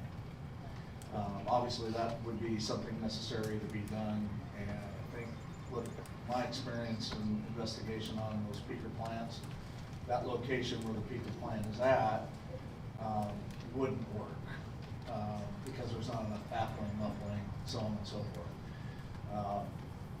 We would like to know if you're able to move some of that area and reorganize, your site plan, because that's really, I think, what has a lot of people concerned. There was not a lot shown with regards to the data center facility next to Richland Road and Moffett Road. Can you modify and not have that PUD extend that far? Is that a deal killer? Can you move it a quarter mile or a half mile to push things to the north and just bring more of your land that you're acquiring from the north annexed into the city? As the PUD is written, the peaker plant would be subject to the same noise requirements as the rest of the site. So that's answer one. Putting in the peaker plant, we would have to find a way to make it work at the potentially 50 decibels at night. And so that's answer number one. Answer number two is absolutely that can be done, because another likely outcome here is this is not the last time this PUD will come before this board. Now that we have, so when we submitted the PUD, we only had the land under control that is the Tetris piece that you see today. So if we had said, hey, we want to include this piece and this piece, we got to go back to the beginning and start over. So what we would likely do is come back to this board next month, 2 months, whatever the appropriate timing is, and say, hey, we'd like to amend our PUD, same rules, regulations, but we also want to bring in this other piece of land into it, which would give more flexibility to do things exactly like you're talking about. But again, on the sound piece, if it's within the PUD, it has to comply with the same sound as the rest of the site. And it would be incumbent upon the, what we call the IPP, the independent power producer that would develop that. They would have to meet all of the requirements. Same screening, same height requirements, all of those things. All right, thank you. Keep going. All right. Infrasound. I think we've hit sound here. Our research, our studies actually say infrasound is not an issue. They've done the research, and it is not a danger at all. It started out primarily in the wind industry. Wind turbines, the older versions that flipped around and went with the wind, created some eddies and sound cycles that were problems, and so a lot of that rhetoric has now gotten attached to the data center sites. But again, we're willing to do everything on the right side there for the design features for the neighbors. Dealing with the site layout, the bigger site certainly helps. Want to push things to the middle, help with those sight lines and distances. The equipment, the acoustic barriers, the modeling, all of the verification that will go on, we'll make sure that that is not an issue. Fire services. I have bought a lot of fire trucks in my days all over the world. Many of the communities that data centers have gone in have not been equipped, and this is always one that we address. Fully committed to making sure that your fire department has all of the equipment they need, all of the training they need, in order to be able to service this facility as well as enhancing the services for the other residents of Piedmont. Question. Yes, sir. Question.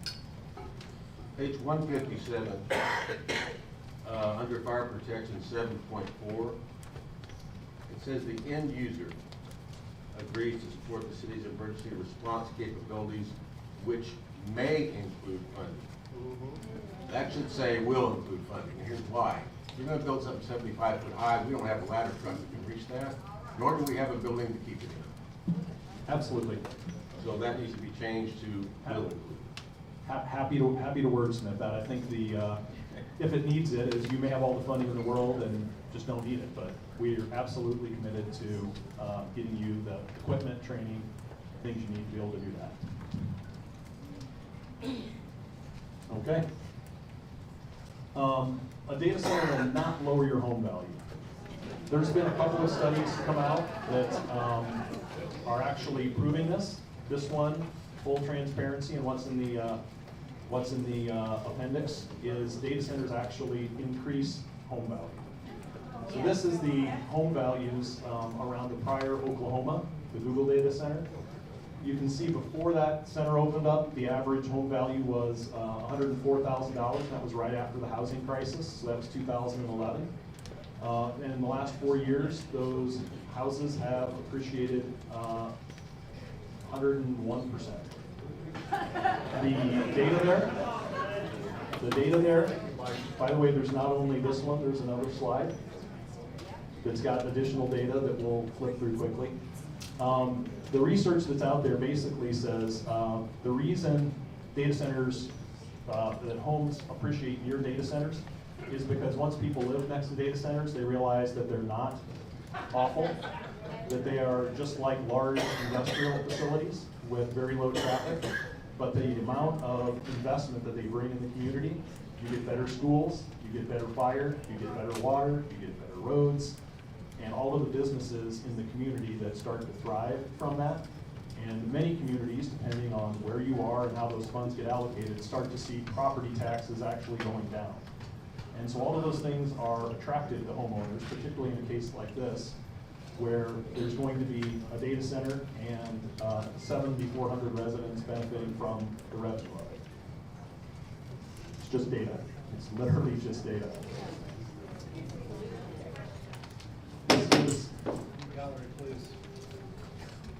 This is just a further table sort of showing smaller communities, larger communities.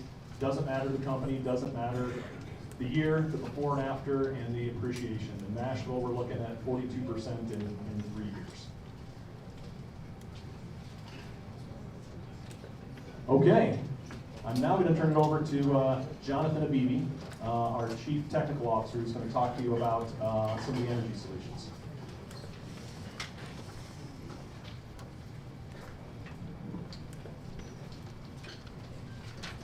Good evening, Jonathan Abibi, President.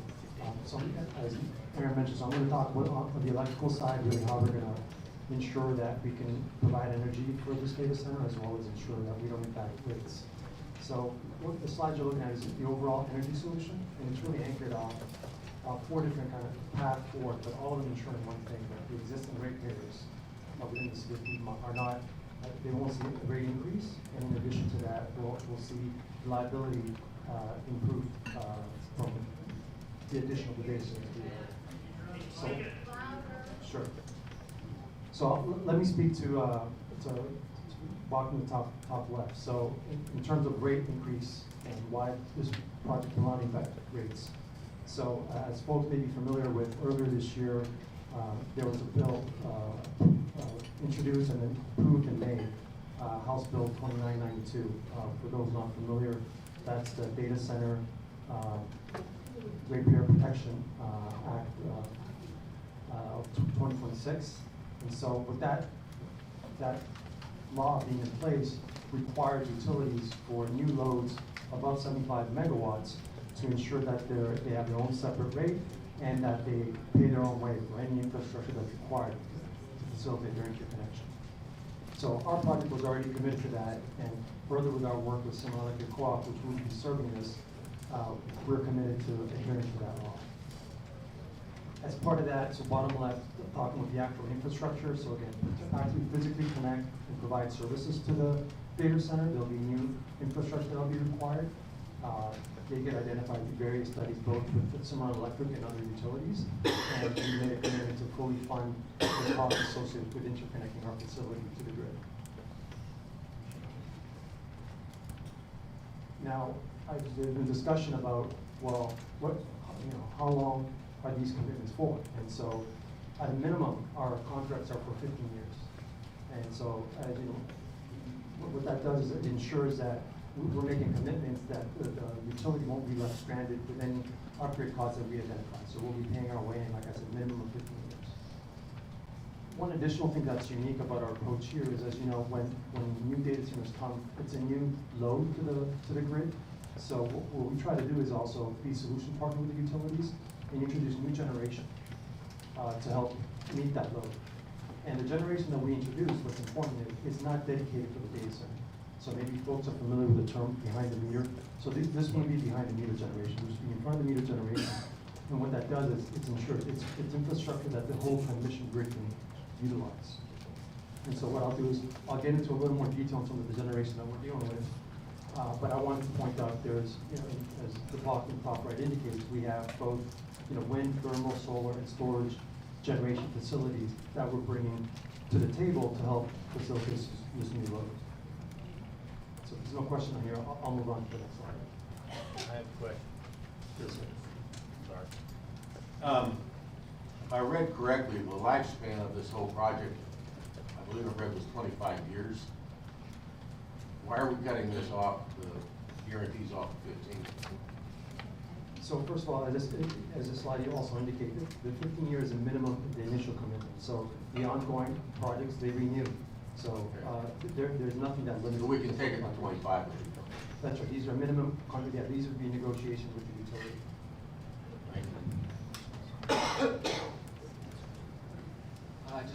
I just want to make sure I'm understanding your terms. When you say the term is front meter, you would mean subject to franchise taxes and all applicable fees, correct? Correct. And there's a slide on that. Yeah. I'm going to say what Mr. Heisey always says here, because he says it quite well. You want to put that in your agreement, I presume, right? Absolutely. That wasn't walking, it's really a fair line. I've learned some things from Mike, right? That's right.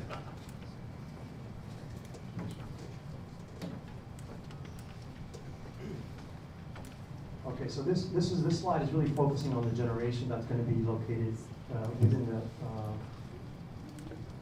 the area where the data center will be located. So there's additional generation that we're going to be bringing to the table, and then I'm going to get onto that on the future slides. So we mentioned there's natural gas and battery energy storage generation that's being proposed on the site. So both of them have their own benefit. As you know, these natural gas would be peaking units, so basically being able to quickly respond to demand on the grid for electricity.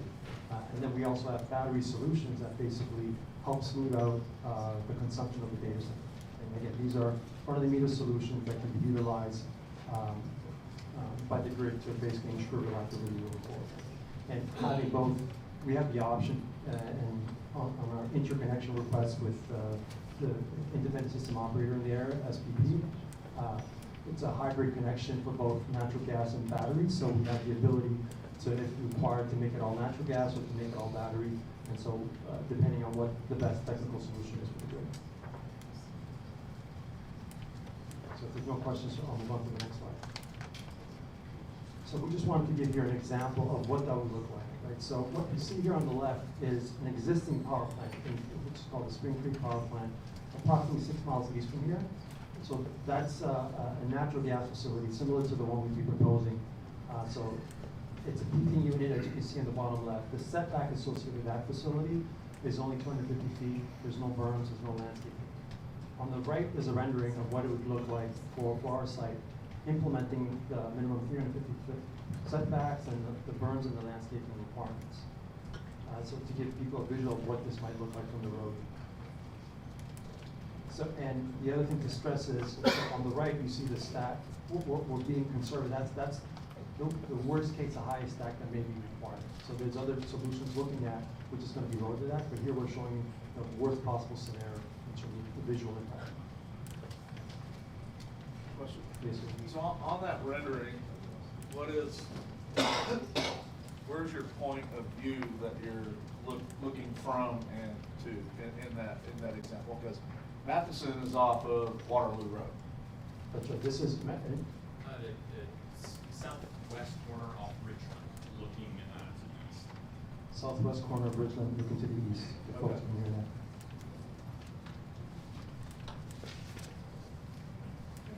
And that facility is only, you're only showing one stack? That's Because I right. believe there was two shown in the site plan example.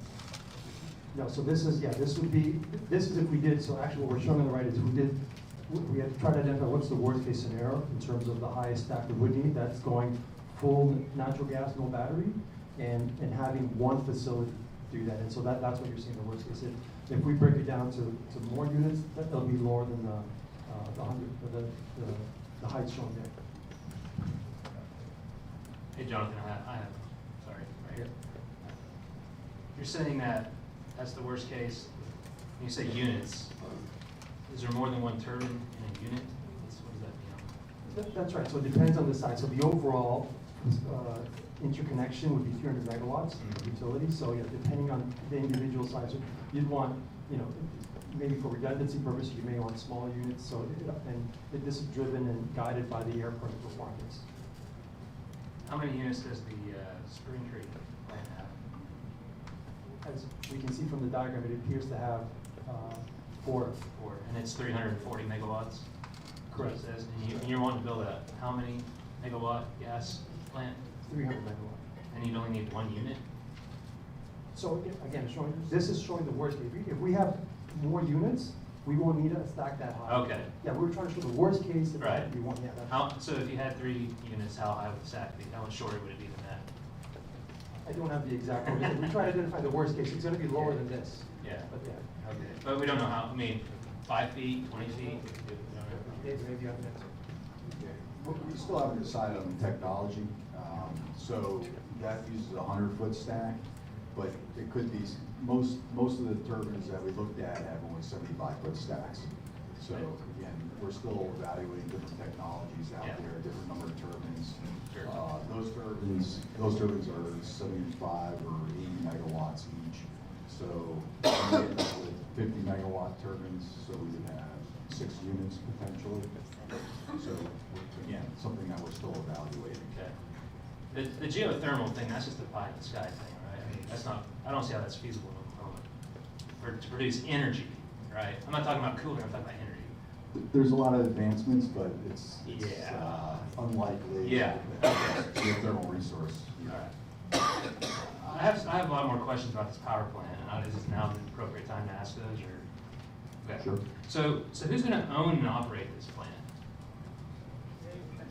Likely to be transferred to an experienced owner-operator of projects. Would it be like a, sorry, go ahead. Yeah, it could be a utility or someone like OG&E, Energy, NextEra. Okay. Would it be like a merchant plant too, possibly, for sell to anybody who needs power? Well, it'll want to be contracted to sell the power to the data center when needed, and then additional power will be sold to the grid, as Jonathan was saying. But if it's owned by OG&E, I don't know if I really consider it. I'm not an expert in this thing, but it seems like merchant doesn't apply. Well, yeah, if it was OG, it'd be utility-based, rate-based, so it's likely it's independent, that would be selling to the data center plus whoever else needs the power. So it's not connected directly to the data center, is it? No, it's connected to the grid. So it's connected to the grid. So then it doesn't, it's not, you're not doing behind the meter and all this kind of stuff? No. Okay.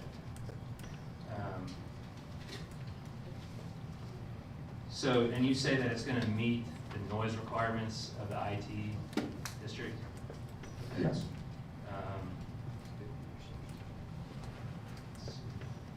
So it's gonna operate independently from the data center. It's really not, you're building this, but it's not really part of the data center. It's a separate thing. Correct. Okay. Yeah, typically on the hottest days of the year, coldest days of the year, when power is needed, it will operate. Okay. So you don't consider the plant to be auxiliary to the data center? It's its own separate thing? I believe that's right. Okay.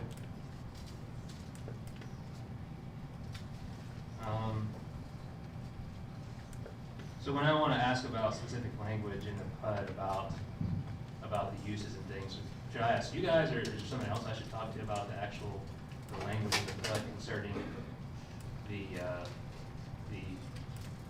yeah. Okay, Aaron's saying yes, fine, sorry. Okay.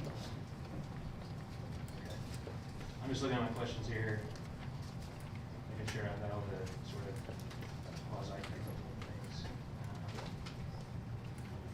Okay, that's all I have about for you guys. And again, to summarize, yes, sir, go ahead. The purpose of this is to not have backup generators sitting around the location, correct? Like this is going instead of backup generation. No, that's not the case. So again, as I mentioned earlier, so this is, we're trying to be solution partners to the utility instead of, so typically a large load customer will go to the utility and say, I want X megawatts, and the utility will be responsible for going out and procuring that generation to serve that load. So we're trying to bring solutions to utilities to help serve that load. Now, each data center, if there's an outage, for example, from the grid, they want to have their own ability to keep going. So there will be backup generation for the data center, but that's not an asset resource. That's not a transmission asset resource, if that makes sense. It's for emergency. Yeah. Only whenever the grid is not available, right? If there's an outage where there's a blackout, the data center will have their own generation at their own within their facility that meet the noise requirements, and and so just to serve that. But again, that's only for they have very high reliability standards. You can imagine some of the use of data center that we saw earlier. So they're critical infrastructure, so they need to be up and running. Gotcha, thank you.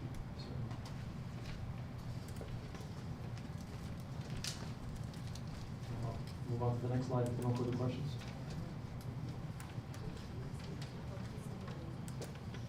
Okay, so here, what we want to point out is, so there's the megawatts that will be required for the data center.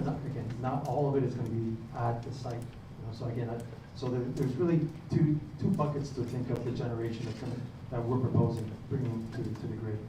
So bucket one is existing generation that's either operational or expected to be operational within the timeline of when this data center will be operating.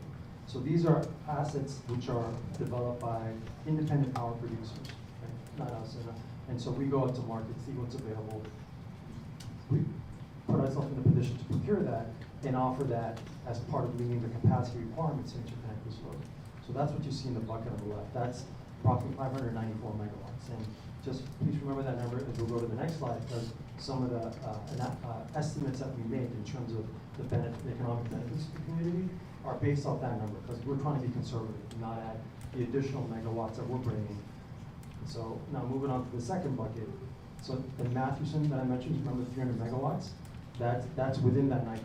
We have two other sites that we're developing that are nearby, connecting to their grid to be able to deliver to this site. Right? Again, those will be transmission assets to help support and basically ensure reliability to the grid. So they'll provide services directly to their grid, not to the data center. So that sums up to 900 megawatts, which comes up with the total that you see on the right, just approximately just under 1,500 megawatts. Jonathan, I'm sorry. So maybe just so everybody understands, make sure I understand correctly.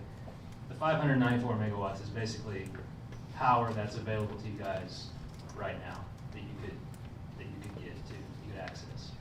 Is that yeah, the right now meaning some of them are already in development and they're going to be in service in the next year or two. Okay. But we're not developing those. Those Right. are being developed Right. in different part of the state. Oh, a different part of the state. Yes, They're not local No, sir. generation. Well, Okay. So the 900 megawatts, you would be helping to develop those. I mean, what kind of generation facilities would those be? They would be identical to what I just showed you for the Matheson. They'd just be in different locations. And you said it'd be nearby. That's what this is. That's right, yeah, so, that's right, they're within kind of what, again, nearby, electrically speaking, within two substations or Okay. buses, that's right. So you wouldn't be planning on building like a giant solar field, like just to the north of your data center? No, and it's public information, like our other So divisions.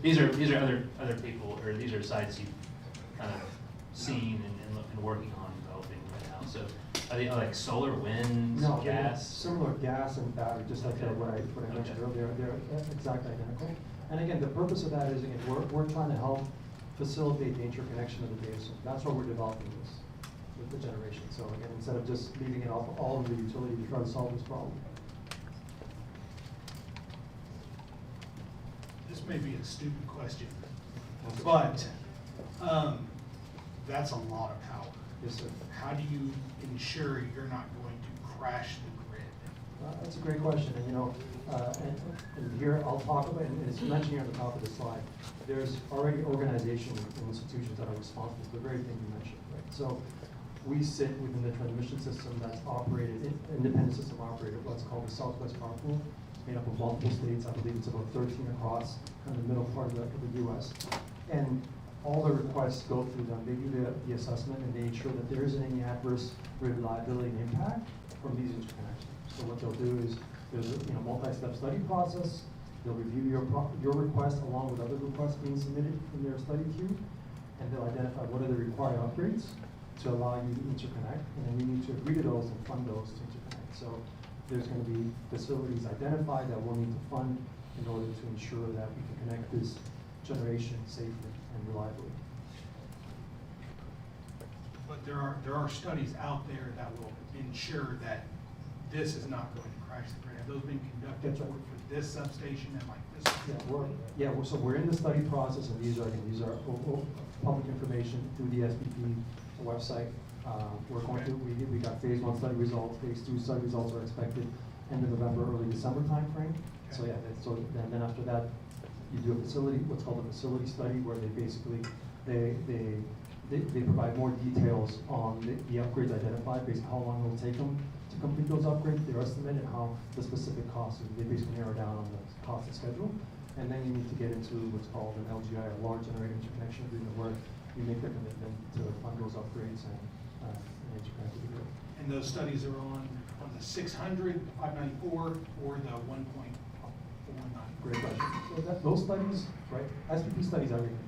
So we initiate what you see under the project 2 bucket. Those 900, we submit those requests to the SPP and we initiate those study processes. So in essence, we're in control of those requests. And what you see under bucket 1 are other independent developers of what's called IPPs, independent power producers. And they've gone, so that's why those are more advanced. So that's why we're confident in pointing to those first. And for some of the economic analysis you'll see in the subsequent slides, we point to those, because those are, like I said, either they've already been completed, they're either operational, or they're about to be operational because they're further advanced in the study process. Gotcha, thank you. One more question about the 900 megawatts. Is that going to require any new transmission construction to get that power there, or is that going to be using existing transmission? Great question. So when we submit this request, the first thing we do ourselves, we try to identify where, not just us, any developer of generation, try to find points on the grid that won't trigger significant upgrades, that won't require new transmission lines. So you try to see where the existing grid is already strong enough that you can easily interconnect, because not only the cost component of paying for the additional upgrades, but there's also time, because it might take 3, 4, 5 years for this. So we try to be very strategic and find locations, just like the Matheson substation being adjacent to it, and the strong point on the grid, other points strong with it. So we don't anticipate significant upgrades, but again, the SPP process will let us know what's specifically required. Well, wasn't there a proposed transmission line that's OG&E is proposing to connect to the Matheson substation right now? Yeah, so those projects, those are from previous projects. They're not triggered by us, because we're still in the study process. Yes. So they're going to let us know hopefully by the end of this year, early part of next year, if there's no delays, we'll give clear visibility on what specific upgrades our request triggered. That could assist you guys in being able to transmit more electricity to the Matthews substation from these new generation facilities. That's right, yeah, generally speaking, exactly, any new transmission infrastructure you put on the grid, it helps with, reduce the overall efficiency.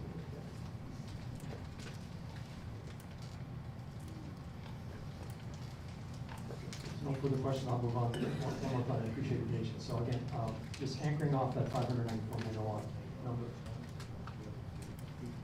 Okay, so there was I think a question earlier, I think, from the city attorney about franchise fees. So our understanding and in discussion with Simon Electric, so in lieu of a franchise fee, what there is in Oklahoma is for projects served by Simon Electric is we pay a 2% city gross receipt tax. And in addition to that, we pay 2% state gross receipt tax. So I'll just focus on the city one first, because that city tax goes directly to the city of Piedmont. And again, going back to that 594 megawatt number that I mentioned, because using existing projects that we know we can get that generation. 2% of that based on electricity anchored off that 594 megawatt is estimated to be about $9 million per year. So again, this is the floor. As we add more of the generation that you saw, we add some of that 900 megawatts, the electricity consumed by the data center goes up, which means the city gross receipt tax goes up as well. Is that a linear thing? So like, since you're talking about roughly 3 times that 9 million times 27? Correct, sir. Roughly. That's right. That's right. Making sure. Because it's a percentage of the total electricity consumption. Okay. That's right. So I'm sorry. No, that's what. So can you confirm that 2% gross receipts tax applies to this project? As far as, and this is probably better, we've had discussions with Simon Electric, and that's our understanding. In lieu of a franchise fee, this will apply to us, but we don't know for sure. We don't have anything from Cimarron that says, yes, this will apply. So, I reviewed the legislation, because that was the question, that's what I was getting at, was the legislature has been known to try to circumvent the process previously, there's a case in the Supreme Court about that.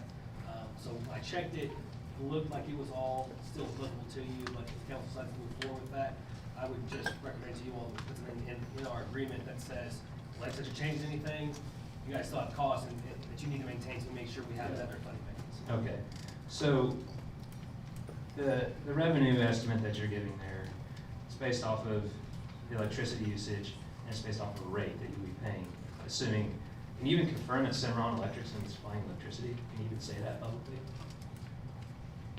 we have a request with them, we're working with Okay. them. Yeah, and so, and then going back to, again, the recent law that I mentioned, 292, Right. they're required to have a separate rate for new, Yeah. for loads above 75 megawatts, so not just for, they're developing it as part of their unit. But you don't have like an actual finalized agreement yet? Not yet. Okay. Not yet. So what rate did you use to calculate that revenue number? I can follow up after, I don't have that off the top of my head, but we can follow up with that number, sir. Well, it looks to me like it works out to about 9.6 cents a kilowatt hour, That sounds approximately correct. which is, I mean, considerably higher than normal industrial rates would be. Our anticipation, maybe, we're larger loads, and so again, the new tariff being developed for new loads above 75 megawatts, so But we don't know what that rate is gonna be actually yet. not at this time. no.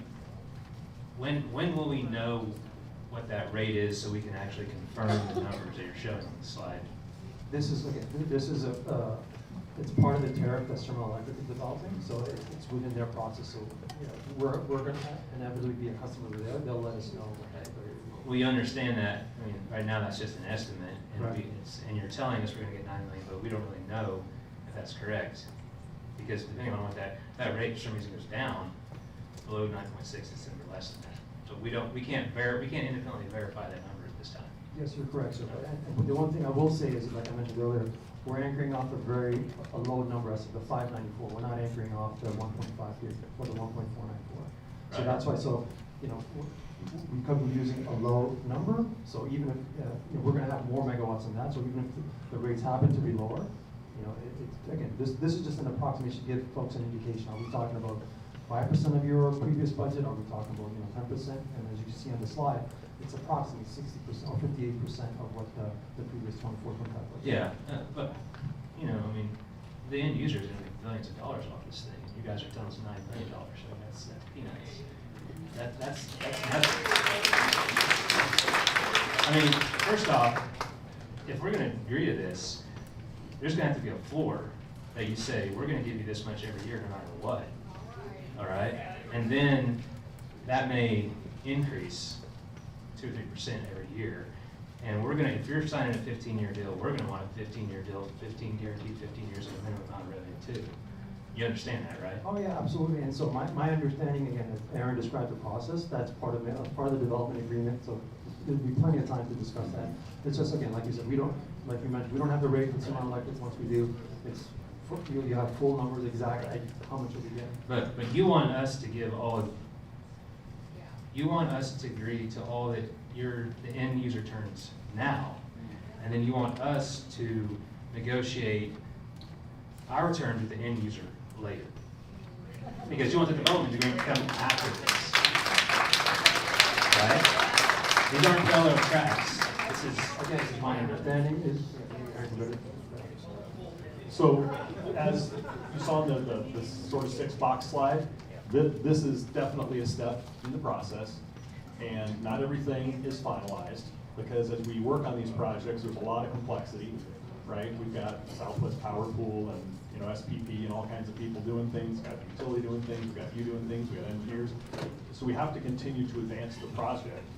And unless it all comes together, the project never happens. And so some of the things that you have concerns about floors on payments and things, we can absolutely do that. I confirmed with our economic development consultant, Brent, who will be up here in a minute, that you are able to negotiate with us what's called a pilot, which is a payment in lieu of taxes. That's not what I'm talking about. Takes out all the variability. I'm not talking about and that. sets a floor for your revenue to guarantee what your revenue is. I'm not talking about a pilot.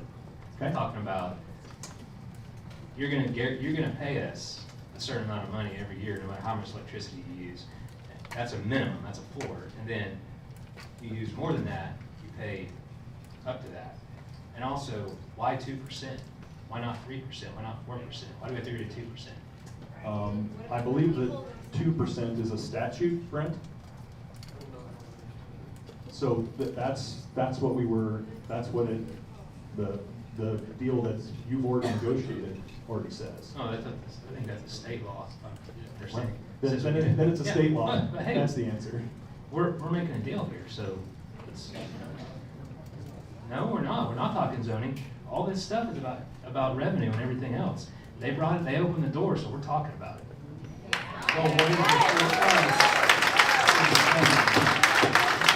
and while I'm okay with discussing this with them at this point, we need to focus on zoning and not try to get into the technical details that are negotiated in the development agreement. We need all of it. I'm not giving up any leverage. City Attorney, would you Thank you, Jonathan. Would you clear this up? Yeah, well, I'll answer that question first. There's been questions as we go through this process, making sure we get the minutes right. I keep saying this, everyone understands about passion and emotions. When you scream out and yell, we can't have the recording, and we can't hear to make sure we get the minutes just right. So I just encourage you to please respect the process and try to get those minutes right the first time. Question was, growth reduction tax, I believe, with regards to gas, statutory process, that's what the agreement is at present. I am not aware of any statutory provisions that would prevent you from, through your development agreement, following a lot of this out. I think, Councilman, you've indicated, there's a lot of costs that you guys will be having in roads and maintenance and fire, and I think that's a fair conversation to be had. Yes. Councilman Myers, I think he's trying to figure out when we're gonna have that conversation. And so I think it's just good to get everything on the table right now, and we can figure out how we move forward as we go through the process tonight. It's good to get ideas on the table for sure. Yeah. I mean, the 2% probably really is something that we got to talk to Cimarron about, isn't it? You're not gonna change the 2%, because the 2% is the agreement until the time is up on the agreement. I think the nuance of it is, through the development agreement, you would build in some costs to the developer because you're then taking on additional costs, which I'm quite confident from knowing all of you very well, you don't want to put up on them. And so we would have to have that conversation. And- When I say them, I mean the public, I just clarify. And just to clarify that agreement that you're talking about that's already in place is with the electric The company. gross production tax is with the electric company. Our development agreement would be through our process that we're putting together. Well, if you're not negotiating right now, you're gonna get screwed, okay? Me too.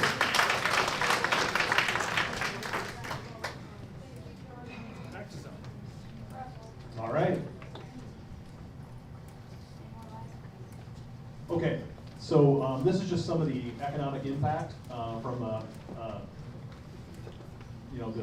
earlier we talked about a minimum of a $1 billion investment.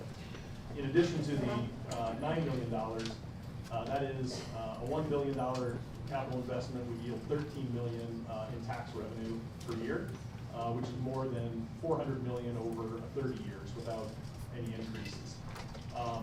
That property currently generates around $5,700 a year in property taxes.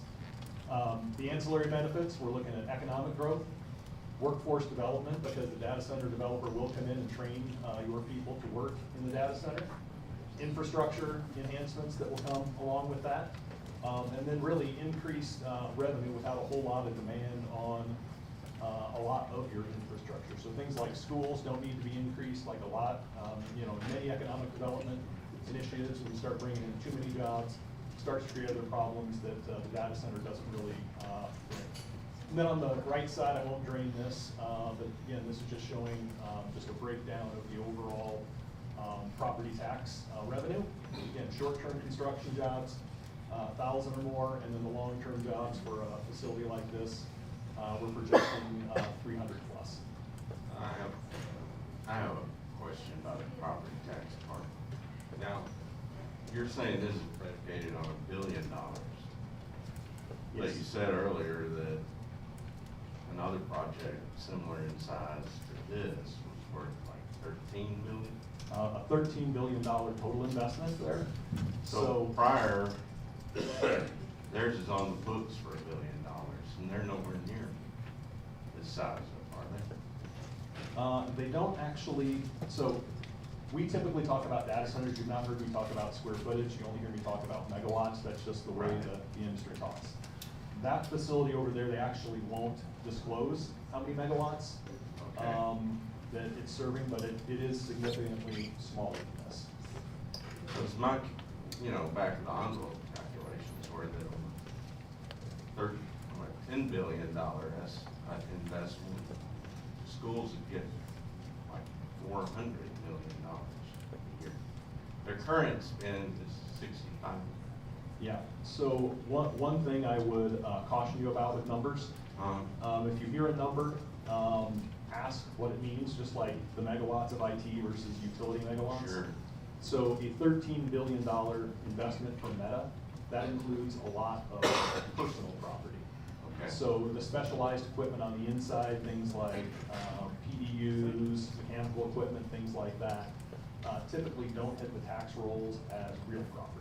Just like the fixtures in the store, right, don't hit the tax bill, it's just the real estate, right?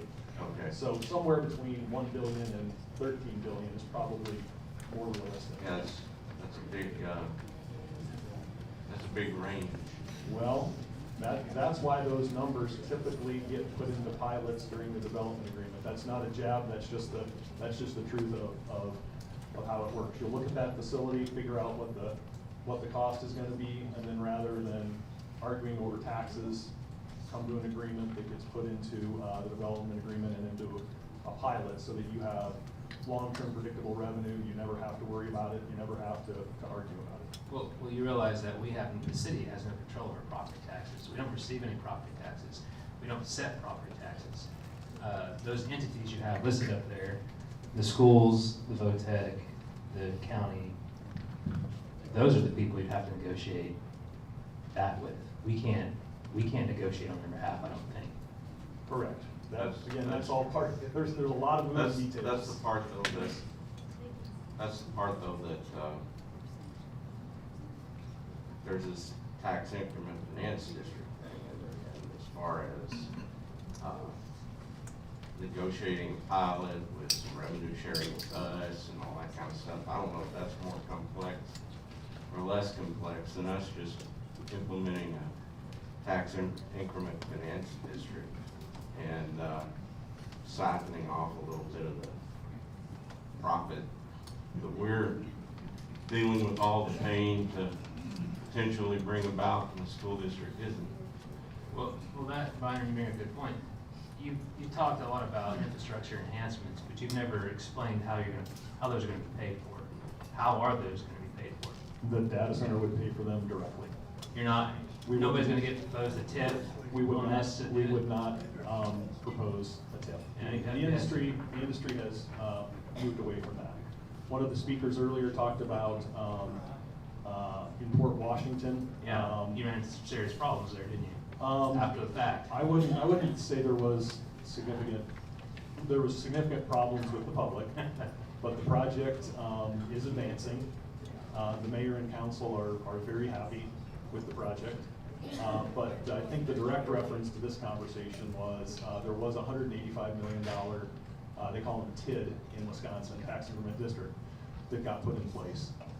The subsequent projects that are going in do not utilize TIDs anymore. The data center industry has evolved to just paying their own way. So that $185 million that was required in Port Washington, that project we're starting today, that would just be paid directly by the developer. Okay. You also on this slide, you show short-term construction jobs over 1,000. And you mentioned there wouldn't be any impacts to schools and things. All these people that are working, there's 1,000 people on site. You're not gonna be able to pull 1,000 people out of Oklahoma City. There's gonna be people coming in from all over. Those people are gonna have kids. They're gonna be living in trailers. They're gonna be living long-term hotels, things like that. That will have a direct impact on this community because we don't have a lot of rental property here. We don't have any hotels. We don't have any trailer parks. We have some, but we don't have a lot. Where are all these people gonna reside? So that's one of the first things that the company will do is come in and make sure that the market can handle that. Oklahoma City is a similar size city to Milwaukee, where Port Washington is, similar distance outside of town. They are seeing increases in property values. They are seeing rents go up. They're needing more people to work in the restaurants, work in the bars, work in the cafes. So they are seeing that economic boom, but housing has not been a significant concern there. I'm happy to connect you with some people in Port Washington and understand their real and lived experience, if that would be helpful. Well, I mean, I don't know anything about, they're a suburb of Milwaukee, right? Yes. Yeah.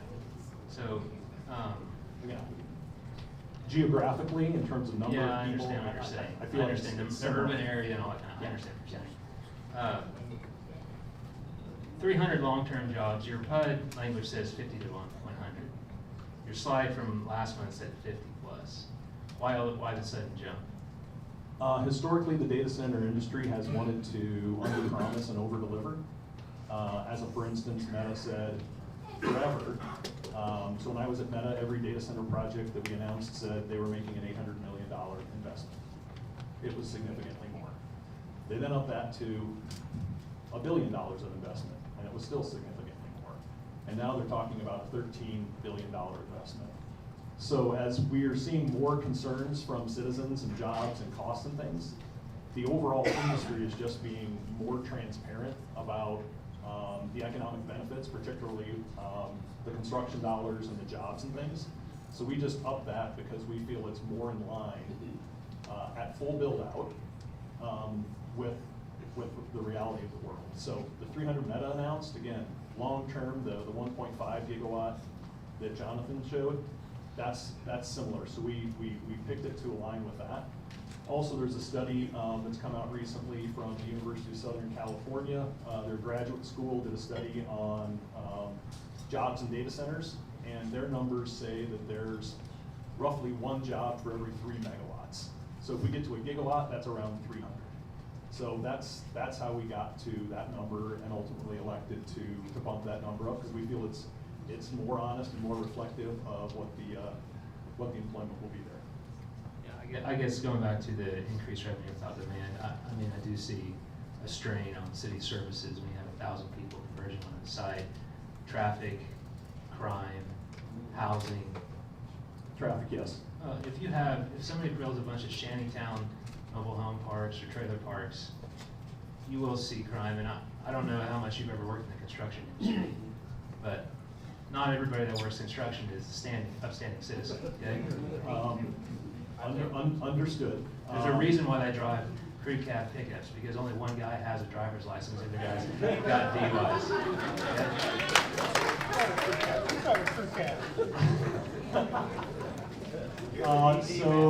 So to a certain extent, you have some control over that, right? This body's not gonna allow a bunch of shanty towns to pop up all over the place. Well, but Unless they do only have anything. control inside their limits, right? Exactly, that's fair. And then other things, again, I was just up in Port Washington last Tuesday and drove the job site, and there was traffic, but they had state troopers that are being paid for by the data center site. It's right at an interstate exit, and they just had a line of cars, and they were directing it like you do a football game that's letting out, and letting 20, 30, 40 cars go to keep the traffic going and keep that from going into town. We'll also work with the construction company to make sure that the haul routes are right, and that we're not hauling things past the school at 7 o'clock on the first day of school and things like that. All of that gets done in these large projects. Where does that written down in an agreement with the city? Development agreement. Why not a special use permit? If you wanted a special use permit, that could probably be negotiated as part of the development agreement. I mean, You have that's- to submit a monthly traffic plan and all those things. I mean, that's what the ordinance says. I mean, you understand the special use permit stays under the control of the council, right? Yes. And you're proposing a development agreement that's not gonna be under the direct control of the council. But as part of the development agreement, you could have special use permits for various aspects. Or we could just do a special use permit like the ordinance says. If that's the way you would want to do it, we're talking about specific things like traffic control and whatnot? I'm talking about all kinds of stuff dealing with construction, all kinds of stuff dealing with noise studies and monitoring and all types of things. Those are things that are appropriate for a special use permit. Okay. Councilman, I have it in my notes just for your, I was gonna suggest that to you all, for that very reason where you have ongoing supervision. Yes. But I would build it as a specific use permit instead of a special use permit. We can talk about the new one Yeah. at some point. That'd be better protection for the city. Again, the project is here to work with you to make sure that all of those things are being done appropriately.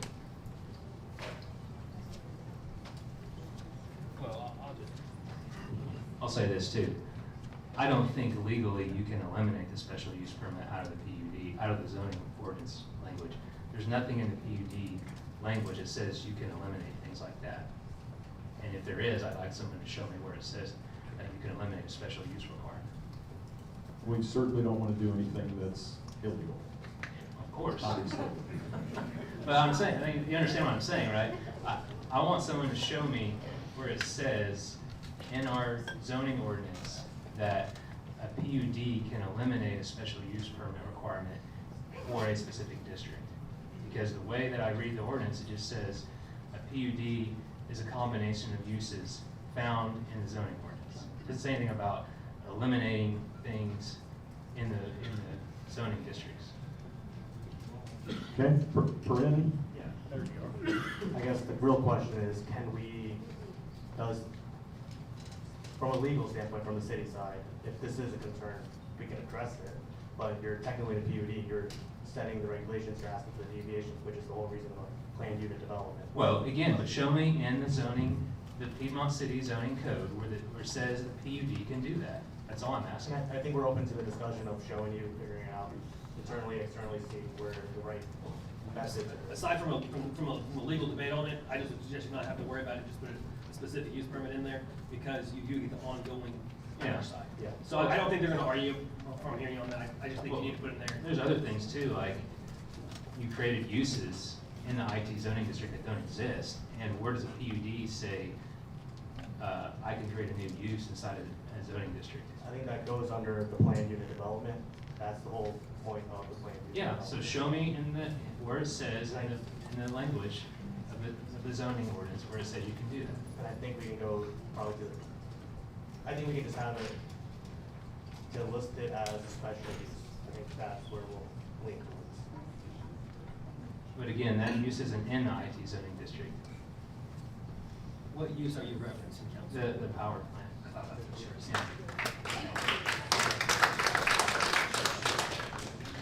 Yeah. See, there's like folklore surrounding PUD, it's like, we can do whatever we want to. But when you actually dig into the ordinance that authorizes PUDs, I can't find that language in there that says we can do whatever we want to. And I want somebody to show me where it says that, because I think we've just contributed long-term to this idea, and we just keep repeating it. Where does it say that? And that's what I want to see. I want someone to show me where it says it.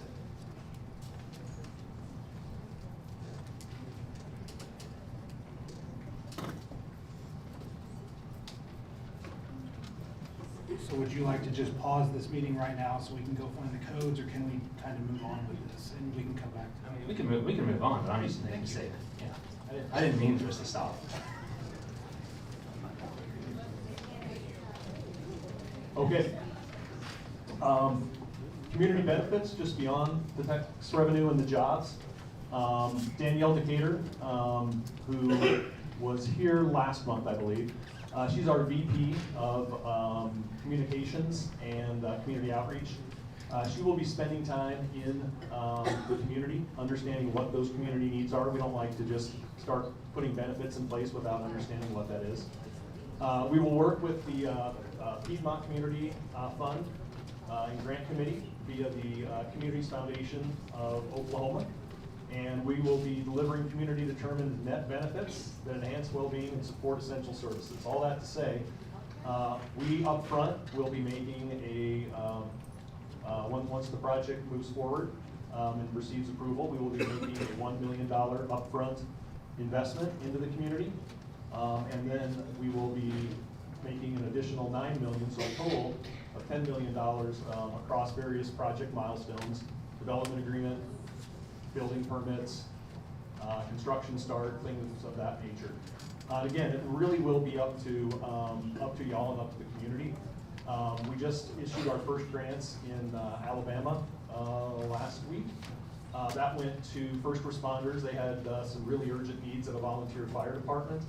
And then to a weatherization utility assistance program. A lot of homes there have damaged roofs and things, so giving them money to pay electric bills doesn't really help when it's just going right out the roof.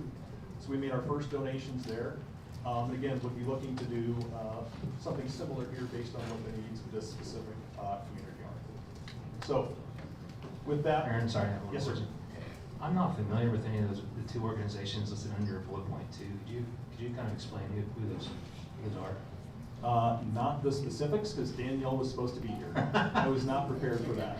But you have me on camera, and I will write down that we will donate the first $1 million. Well, and it will be, again, if we're working with you, it will be in the city of Piedmont with a good community partner to distribute those funds. I've never heard of the Piedmont Community Fund and Grant Committee, so. You got me on that one. Okay. I got caught there. I will 100% take that one. I'm gonna turn it over to Brent Kislin. I think we're bad. All right. I can speak to the Piedmont Community Foundation. Of course, I think it has been around for a very long time, like for decades, but it's not been active for at least 10 or 15 years. And so part of the discussion was to reactivate that, I believe. I've talked to some of the folks. Mayor Mayab, council members, city staff, the fact that you're seeing me means that we're nearing the end of our presentation, and we can move on to other things. I respect you for your service and your patience and your transparency through this whole process. A little bit of background on me, since I've not had the opportunity to meet all of you. Mike's out. Anyone out? That should tell you something.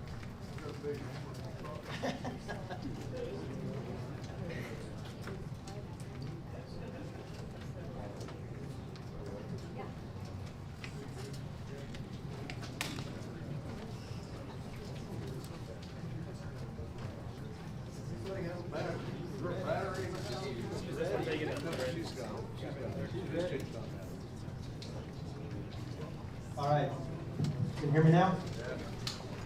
All right, a little background about myself. I grew up in Burlington, Oklahoma. A farm kid from up there. We raised wheat and cattle, drove a tractor every day. Had the opportunity to lead an agency in Oklahoma called USDA Rural Development back in the early 2000s. Did local economic development in Enid for about 10 years. And then from 2019 to 2023 served as the director of the Department of Commerce here in Oklahoma. Since then, I've had the opportunity to work on projects all across the state, things that I'm passionate about. And technology jobs is something that I've been passionate about for a long time. And it was something that was a high priority for us whenever I was at the Department of Commerce. My role in this presentation today is to show you, step back just a little bit and show you that you're part of a larger process that's been going on in our state for some time. And I will tell you, I've had the opportunity to attend a lot of city council meetings, and dying communities have very boring city council meetings, so you guys are definitely not a dying community. I will be talking about why we pursued them in Oklahoma. Why have we even looked at technology jobs here within the state? The first reason was keeping our data here in America. We are in an arms race right now with China as it comes to the development of the data center industry, with AI growing as well. The fact that they're going to be built somewhere is a big deal for the United States of America and has become a big deal for Oklahoma. So keeping our data in America was one of the reasons why we had a whole team of folks at the Department of Commerce that were attending every conference, meeting the CEOs and trying to encourage more of this industry to move to our state. Second one is data centers have made a positive impact in Oklahoma for a long time. I had the opportunity to actually serve on the Mid-America Industrial Park for 5 years. I got to tour the Google data center over there, as well as the Global X digital facility, which is the second largest data center in Oklahoma, right behind the outlet malls there on I-40. I've seen the STEM labs that they've installed in the schools there around Pryor. Every school district in the county has those STEM labs. And I've gotten to see the way the schools have grown. I've gotten to see the way that the communities are growing. And I'm a rural guy. I mean, my hometown was 120 people. I live in Enid today. And I've always been passionate about rural economic development. And I could see that data centers were going to have a positive impact. Another reason why we were looking at it is we have excess electric generation in our state. We produce 68% more electricity than we use here. We don't have the congestion in the grid that some of the other states have. And so that was another reason why we were looking at it and why the industry was looking at us. And then I got to see the significant financial resources for rural schools and communities. I believe that we had some questions earlier about ad valorem taxes and the fact that those go to schools. You save a community by saving the school. And I believe we need to save more of our schools in Oklahoma by adding more ad valorem taxes to those schools. You're the fourth fastest growing population city in Oklahoma right now. You are 40, I pulled the numbers just yesterday. You're 48th in population at 2,800 people. You're 86th in taxable sales. We're trying to fund the schools and trying to fund the community on the backs of homes and residences, and that gets very expensive for those residences. The thing I love about these technology jobs is that they do provide financial resources for communities, and the fact that you were asking some of the questions that you were just a minute ago warms my heart to hear you thinking that direction. It's very important as leaders of the community for long-term sustainability. In closing, I'll say this. It's easy in government. I worked in government. It's easy to say no because then things tend to go away. But it's hard to say yes and maintain ownership of the definition of yes. That's our goal. Is okay. Yeah, I used to say whenever I did economic development, people would come to me and say, oh, I need $1 million in incentives. great, I would love to give you, yes, I'll give you $1 million. You gotta hire 2,000 people, you gotta invest $1 billion, but yeah, I'll give you $1 million. We have to define what yes is. And I've been through the videos, I've been watching, I've been sitting here listening to all of the comments, and these are great comments, exactly the questions that we need to be asking. Questions about water. If we don't want them to use too much water, put it in the contract that they can't use too much water. If we have concerns about sound, let's put it in the contract, that there be limits on sound. If there's concern about electric rates, make sure that our state legislation that is passed is going to protect our ratepayers. I believe it does. A lot of times we have to ask about incentives. We don't have to ask that in this situation. They're not asking for any incentives. In fact, they're trying to find ways to invest in community benefits. But the big question is on the upside, and we've had some debate here about the $9 million in sales tax on the sale of electricity. That is a number that came from Cimarron Electric Co-op, not from us, and so it would be based on any estimates that they have made. I believe that that is a baseline of what you could expect coming out of a project like this. The $13 million in property taxes, I believe that is a baseline as well. We have met with the schools and talked through this process. If there is going to be a bond issue in the future, wouldn't it be nice if you had a huge project in town that was going to pay a large portion of that up front? But in closing, I would say that most of the upside is a lot more personal than it is the financial side of it. The reason I got involved in economic development is because I have 2 kids. And I now have a 4-month-old grandchild that lives about 20 miles from where we're standing right now. And the fact that our state has provided opportunities for them to stay close to home, so I don't have to go to Chicago or Atlanta to spoil grandkids is awesome. And so I commend you for your work. If you've got any questions for me, mine's more not a hard-hitting presentation here, but any questions for me before I go sit down? All right. Thank you very much. I'll turn it back over to Aaron.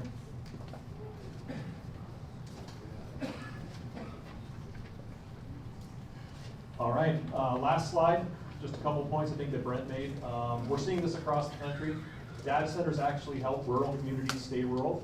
Huge percentage of your tax revenue coming from a very small portion of your land bank. Provide stable, multi-decade economic anchor that supports thoughtful planning and working with you on the various needs of the community. Allows communities to be very selective about your future development and other projects that may come in and whether or not you want to allow those in. And again, other than a highly landscaped area, it preserves the rural character.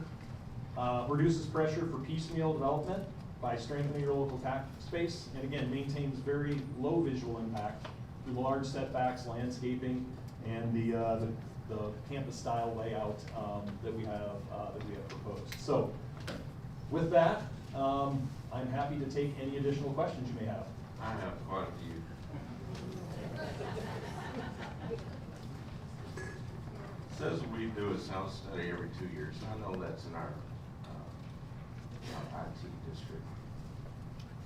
But would it be possible to have some continuous monitoring, at least maybe during construction? Yes, that can all be worked out. Okay. And during construction, are we talking about keeping the noise level down to 60 decibels? 60 decibels during construction would be unachievable. There will be noise during construction, but in conjunction with working with that longer term monitoring, something could be worked out. Yeah, maybe some limits. Certainly. Higher limits maybe, but as far as continuous noise. Yes, and then also during, we would set limitations on work hours as well. Yeah, okay.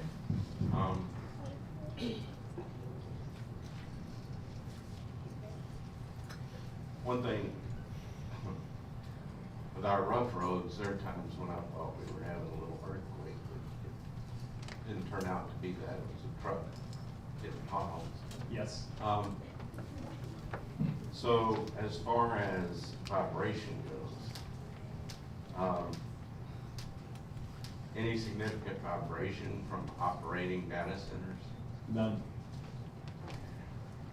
And back to your, the previous part, we will also improve the roads before construction starts, because the construction team doesn't want to drive on the roads and hit potholes and make it sound like there's an earthquake. So there would be work before construction starts to improve the roads as, I hate to use the word temporary, but construction roads suitable for construction, and then at the end of construction, rebuild in a manner suitable for long-term use. Okay, so when you say construction roads, though, you're talking about the sort of dusty gravel that we have right now?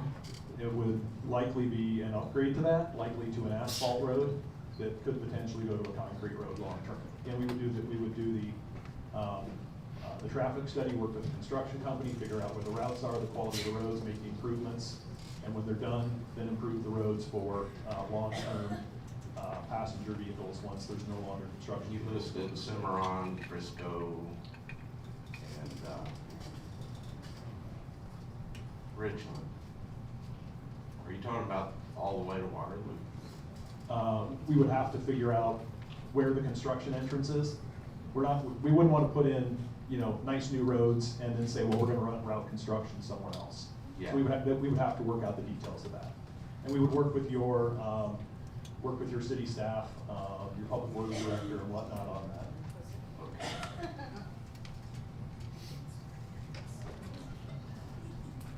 All right, light. You talked about using cutoff fixtures. We're talking about dark sky type lighting. Yes, there's actually a set of regulations that I believe is in the zoning. Dark sky regulation. Yep.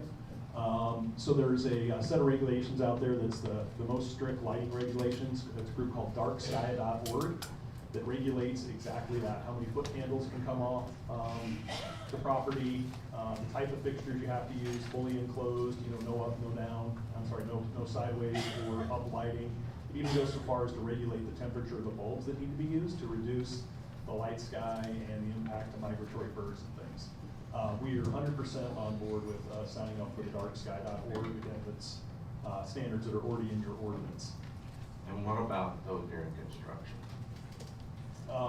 During construction, there would be more lights, but again, construction sites are getting much better about the amount of light coming off them, not putting just single bulbs, shooting things everywhere. So a admittedly lower standard during construction, but still could put standards in place to regulate that.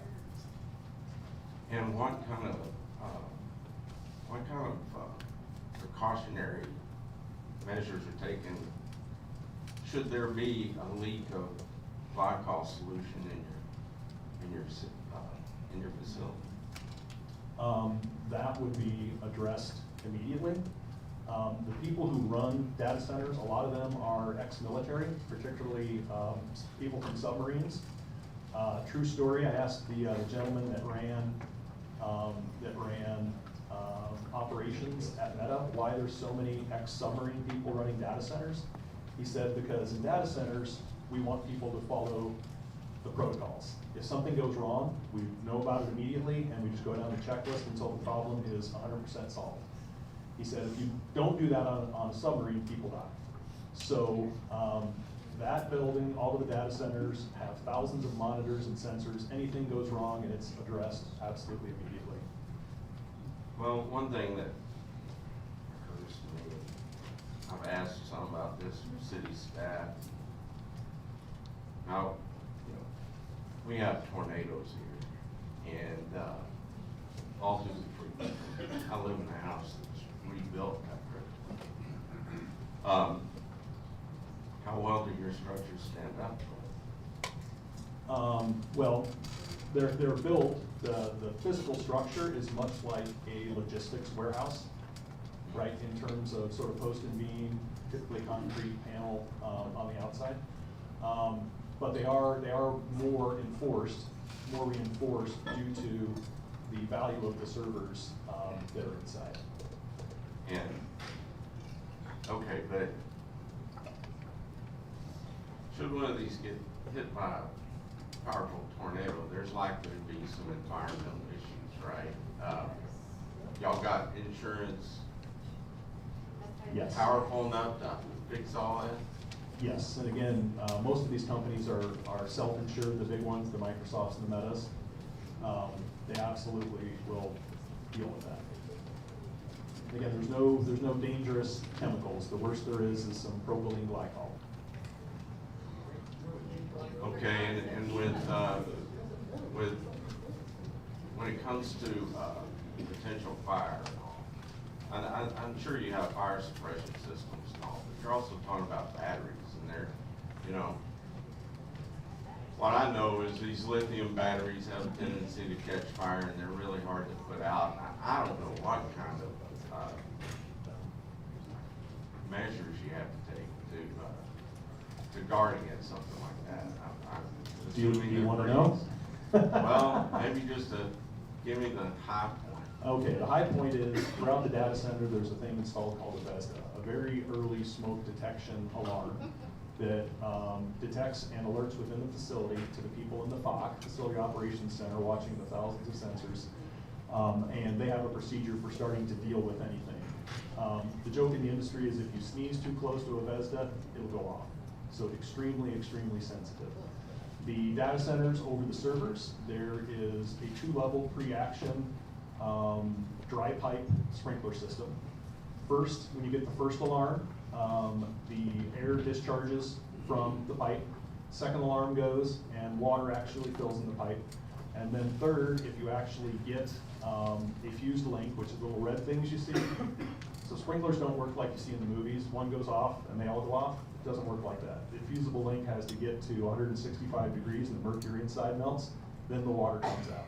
So you've actually got 3 levels of protection before you actually get water to a sprinkler. And I believe the fire department is typically notified and alerted after the VESDA and the pre-action goes, so that you don't get false alarms and people coming out just because the VESDA went off. Okay. Coming back to the environment for a second, just quickly, emissions are just mainly from the diesel generators that are run occasionally to test, right? Yep, and to be clear, the diesel generators only back up about 10% of the facility. Historically, data centers have done what you call 100% backup, so that if the grid goes down, everything keeps running. These facilities have gotten so large that they're past what the EPA calls the PSD, Prevention of Significant Deterioration, which means you just can't physically install that many generators because it would create too much pollution if they all started. So what the facilities, just like the chips evolving in their design, what the facilities have done is they've evolved the design of the facility to only back up the network, which is typically 5 to 8% of the facility. So you have a minimal amount of generators on a site like this that only go off when the power cuts. The generators cut on until the power comes on. What happens is the servers have enough battery ride through and backup, and the cooling system does to gracefully cool those servers. But if you lose your network, your data center can be down for 2 months trying to reconfigure it. So that's why putting the diesel backup on the generators is important. Again, they only run during emergencies, and then they will run once a month for typically 40 to 45 minutes at a scheduled time during the day, just as typically a monthly test. And again, it's scheduled. It's like, I'm from Nebraska, we had tornado sirens once a month, 10 o'clock Saturday mornings. It's kind of like that. They kick on for an hour, they run. To get their emissions tested, to make sure that there's no pollution there, and then they shut down. Just making sure I have asked the questions that I wanted to go. These are great questions. Well, I did have one more about the natural gas plant. There was some study coming out of Harvard about particulate emissions coming out of natural gas. And, it was aimed specifically at a data center with a bunch of natural gas generation in Virginia somewhere, fairly high dense population, and came up with some estimates about how many extra deaths from the particulates and all this kind of thing. But this is, thing about this natural gas plant is I don't really know what y'all are proposing. You can't even say how often it will run. Correct. It will run as a peaker plant. So as Brent pointed out, your state actually has a whole lot of extra generation, right? And totally separate point, but interesting. Data centers are actually good for existing ratepayers because a lot of days when the wind isn't blowing, you as ratepayers have paid for those wind turbines that are sitting out there. And if they're not generating, they're not making money, right? So the data center buying a gigawatt of power consistently from the grid is really good for ratepayers because that pushes up the revenue of the existing utilities. So what our plant does, these plants will do, is on those days when it's 4 o'clock in the afternoon, July 15th, 4 o'clock to 8 o'clock, you're still at work, your work air conditioner's going, your home air conditioner kicks on, and everybody's double running their electricity, that's the peaks, and the same thing in the winter. So that's when those will kick on. So it's really load dependent, weather dependent, but it's not a 24/7, 365 type facility. Well, the one comment I had on that study out of Harvard was based on particulates. I'm pretty sure if the EPA put a particulate monitor next to any of our dirt roads, we'd be a non-attainment area. So to the extent that they get paid, I don't know, I think the trade-offs might be positive, actually. Absolutely. Agreed. All right, that's all I got. We're just gonna go down the list, started out with Ward 5, Jonathan, go to Ward 4. Do you have any more questions? Yes, sir.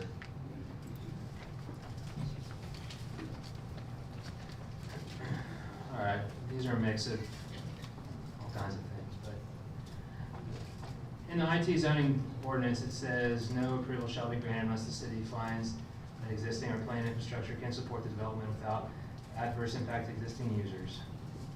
It doesn't say no approval for building permits, no approval for platting, it just says no approval. So where are the required peer-reviewed comprehensive utility and infrastructure studies? Those are all in process. Yeah. As Jonathan said, we're working with the Cimarron Electric. We're very open to working with your staff to figure out exactly what the needs are going to be so that we can make sure that those specific things that are required can be done. So how can we approve anything until they have those? Yes, you can. Daniel? And we can, Kelly probably knows the page number. Did you put a specific line item in there waiving that? Or are you following on the baseline? I don't have it memorized. I can look real quick. Do you remember? Kelly, you remember? Grab, we'll check while we talk. Councilman, why don't you go to the next question? Yeah. I'll come back to you. So going on with that about utility impacts. So you meant, I should have asked this earlier, so you said 75,000 gallons a day for domestic purposes. Typical office water usage, 20, 35 gallons a day per person. Agreed. You said 300 people, so call it 10,000 gallons a day. What's the other 65,000 gallons a day? Well, initially it's for the fill. That's the primary reason for that. But there is also potential technologies that could utilize some of that water as part of the gas production. Yeah, that's my next question. To reduce emissions and do everything based on the technology. Yeah, you can inject water into the turbines to reduce emissions. Is that kind of Yes. layman's terms? So that's a potential use. And again, as we get into the details and figure out the exact technology, that's an opportunity. All right, and so in section 9.17 of the PUD, you say you're using a closed loop system, but state the city could provide water system to the project for cooling or other operational purposes. Why do you need, you said you need that for the initial fill, but why do you need that if you continuously say we're using a closed loop system? Why would you need a connection for cooling besides the initial fill? We can take that out. Okay, all right, get that, Daniel? Which one? Take out about the connection to the municipal water system for Essentially- cooling. Yeah, essentially that we won't use, we won't evaporate water Okay. for cooling. So you understand Piedmont buys most of its water from Oklahoma City, right? I've been told that, yes. Yeah, well, it's kind of important to this. And there are restrictions on how that water can be used.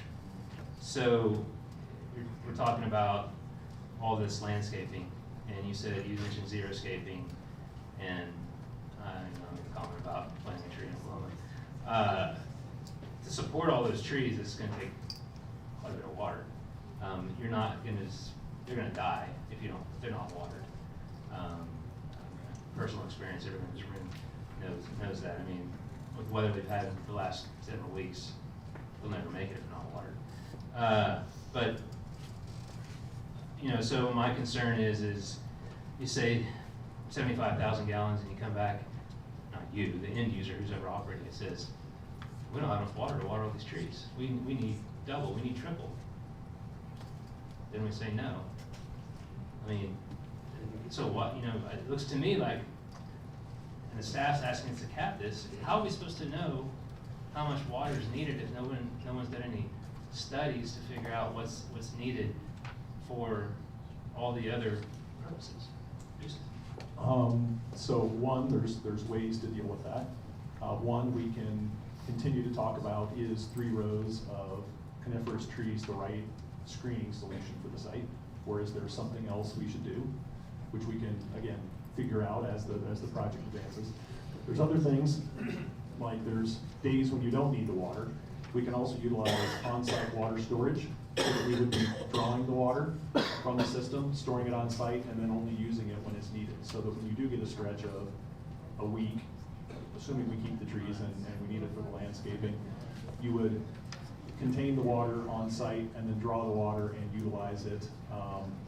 Maybe it gets pulled in at more than 75,000, but it would be withdrawn from the system, stored on site, Sure, and utilized on site. Yeah, I So understand. there's ways around these things. But until the calculations are made of how much water is needed for irrigation purposes, we're just kind of guessing at this point. You see what I'm saying? Like, you're asking us, I don't want somebody coming back saying, oh, we need double the amount of water, and you guys are long gone because QTS or Vantage or whoever else is running this thing, saying that. So, you see the problem here? You understand my concern?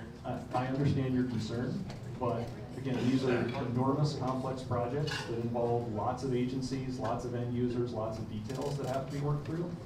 And so we have to continue down the path, taking one step at a time. As they say, you eat an elephant a bite at a time, right? And so getting through the planning and zoning then clears us to continue to advance the project, to continue to work with you, work with your staff, our consultants, the end users, to come up with a project and the details that ultimately will be put into place. But that's not what our zoning ordinance says. Our zoning ordinance says no approval shall be granted until you do the studies.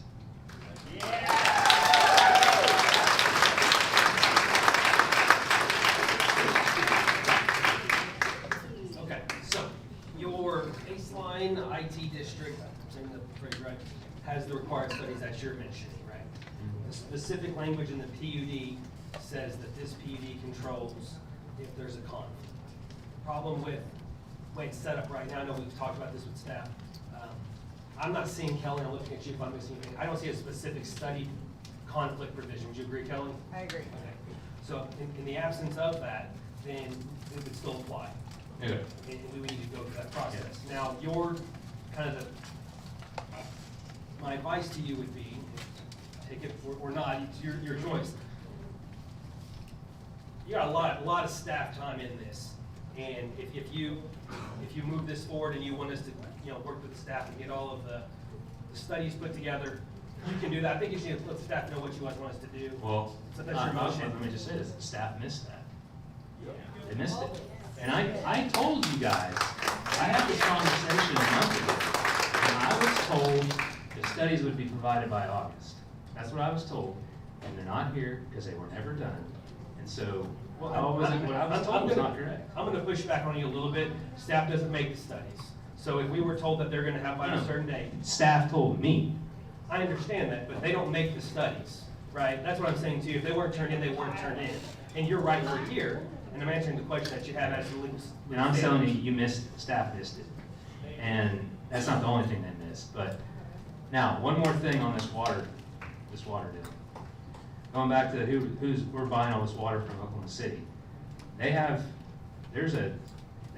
into a settlement with the Choctaw Nation, Chickasaw Nation, several years ago, because they buy a tremendous amount of water from Lake Sardis and from Lake Atoka. And back in April, when all this stuff started coming out in the news, they put out a statement, and one of the Oklahoma City Utilities Department put out a statement that says, large volumes of potable water used for non-potable purposes contradicts our water conservation plan and water settlement agreement, and as such would not be an appropriate use of our limited water resources.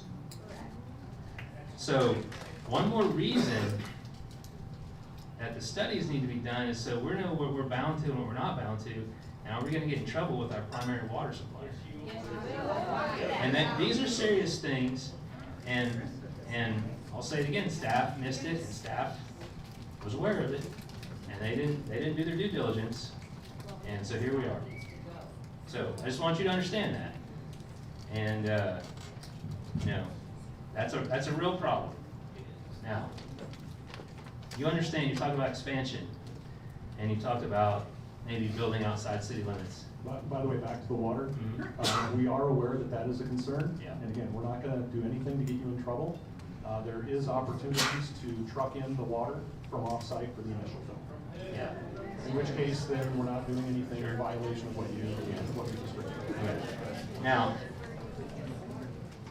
you're talking about, you know, you're saying, well, if you don't approve, we're gonna go outside city limits. I can see something that somehow this gets approved, you do both. You build outside, inside city limits. You can't use any water from Piedmont outside city limits because we have a moratorium on using city water outside city limits. So I don't know where, I just want you to be aware of it. You understand that? Yes. Okay, all right. Okay. Let's see here. Sorry, going through my list of things. We can check them off as I go. Back to the screening. You talked about a 6-foot berm instead of a 12-foot berm. Now, I ran some back the number calculations here for berms. You said 4-to-1. It doesn't say 4-to-1. Does it? I haven't seen where it says 4-to-1. It doesn't, you just can't really mow safely. You can mow 3-to-1 slopes. People do it all the time. I caveated safely. Well, trust me, it's done safely all the time. You can have a robot. You could have an AI-powered robot mower, and then you don't have to worry about it. I like where your head is at. Okay. So, 4 miles of that at a 3-to-1, 12 feet tall. My back of the envelope calculation is 350,000 yards. You're going to move more dirt than that, clearing the site out. Okay, so that's not, I don't buy that. But it also says a 12-foot opaque screen wall or architectural screen, not less than 12 feet high. You know that? So are you limiting that requirement too? I believe I read that as an or are you suggesting I don't know. 12-foot berm and a 12-foot wall and landscaping? It doesn't, I don't see any oars in the ordinance. It's all bullet points. The other thing, why do you want to eliminate the conservation easement requirement in the buffer zone? Corinne? Gets approved through the site plan with the final site plan. Well, that's just a site plan. It's going to have to be, I mean, things get lost. That site plan is not a legal binding document. You're going to have to put it in something. You have to put it in a special use permit or something that says this area is reserved for buffer because, you know, somebody comes along years later and they want to do something else. I guess that would not be covered under building permit, because the landscaping, the grading. Is that not all covered in that permit? I don't see how a landscaping plan and a set of site plans is the same thing as a conservation easement. It's not even close, in my opinion. Well, it's a legal mechanism that I think that's the goal, right? To make sure we're held to a plan that's approved by the city staff. You're gonna review it, it's approved, it's a memorialized document, which I think is the intent of the Yeah, ordinance. well, if it's gonna be memorialized, it's gonna have to be written with a description, like a legal description of this is the buffer area, and that's not what a site plan is. I've done site plans before. That's not what a site plan is. I'm just saying. Let's see here. Okay, other things. There's like some typos in your PUD language. Section 1, why'd you leave out multiple quarter sections in the legal description there? Is that just a typo that you left out? We can double check that, and if there's an error, we can revise it, but we can. Whole new notice. You said that the plan is conceptual in nature and subject to modification and based on user needs. But the way the PUD ordinance reads, it says the PUD master plan shall control the use and development of the property, and all building permits and development requests shall be in accord with the master plan until it's otherwise amended. Do you understand that any changes to the master plan will require an amendment to the PUD? Yes, and that's all part of potentially adding those other sites as well. We would bring in an end user, their footprint, their number of buildings, those sorts of things, but it would be in general compliance with what we have. And then you have the design statement, which is the written part, and then you have the master development plan, which is the drawings. And there's multiple conflicts. The design statement says the building height is 75 feet. The master development plan says 65 feet. Your design statement says a maximum berm of 6 feet. Master development plan says minimum berm height of 12 feet. Design statement says no established min or max number of parking spaces. Master development plan says 1 space per 5,000 square feet of gross floor area. Design statement says property owner or developer will submit an alternative landscaping and screening plan. The master development plan matches the language in the IT zoning ordinance about screening landscaping. The conceptual plan was drawn to show the minimum standards, and the deviations in the ordinance actually show where we're deviating. So it's the subsection below. Yeah, but they need to be, I mean, you're creating confusion by doing that, because you have one thing saying this and you have another thing saying something else. I think we can get that cleared up. Yeah. And then in section 9.0, you say you have no buffer between oil and gas and other permitted uses. Well, that main intention for that reason is the substation, because the substation is typically a separate real estate transaction that gets subdivided to the utilities. They're both compatible uses where the buffer really doesn't make sense. Well, when I hear no buffer between oil and gas, I'm thinking of oil and gas wells. And are you purchasing or not you, is the end user purchasing the mineral rights to this property? Yeah, we're gonna have ownership of mineral rights. Okay. Is there any existing oil and gas production on the site? There is actually a few wellheads. I think there's 1 or 2 wellheads out there. So, I mean, do those have active leases on them? We will get all of those terminated and cleaned up. We won't have that as part of the as part of the data center campus. I don't know how you terminate an oil lease. When you do that, I'll talk to you, figure out how you do that. In section 8.0, what's the definition of density and intensity as it is applied to this PUD? In this case, there's no minimum open area requirement, no open space. In this case, what we're proposing is kind of based on the base zoning regulations that you guys put out there. So it's following your ordinance. Okay, so you're not measuring density or intensity in any certain way? Well, data center campuses aren't measured by density, it's measured by megawatts. So this isn't gonna be like a logistics warehouse where, you're gonna have trip count per square foot. So this is density is No, it's more. So, you're not talking about like power density or something like that? Power density? Is that what you're? Yeah, you're that's not not data center campuses are bigger, there's power density. Right. This, like, this Yeah, one. megawatts per square foot or something like that. Maybe, yeah. So, yeah, so if you don't state what that density is in megawatts per acre or megawatts per square foot. That number is changing rapidly. Yeah.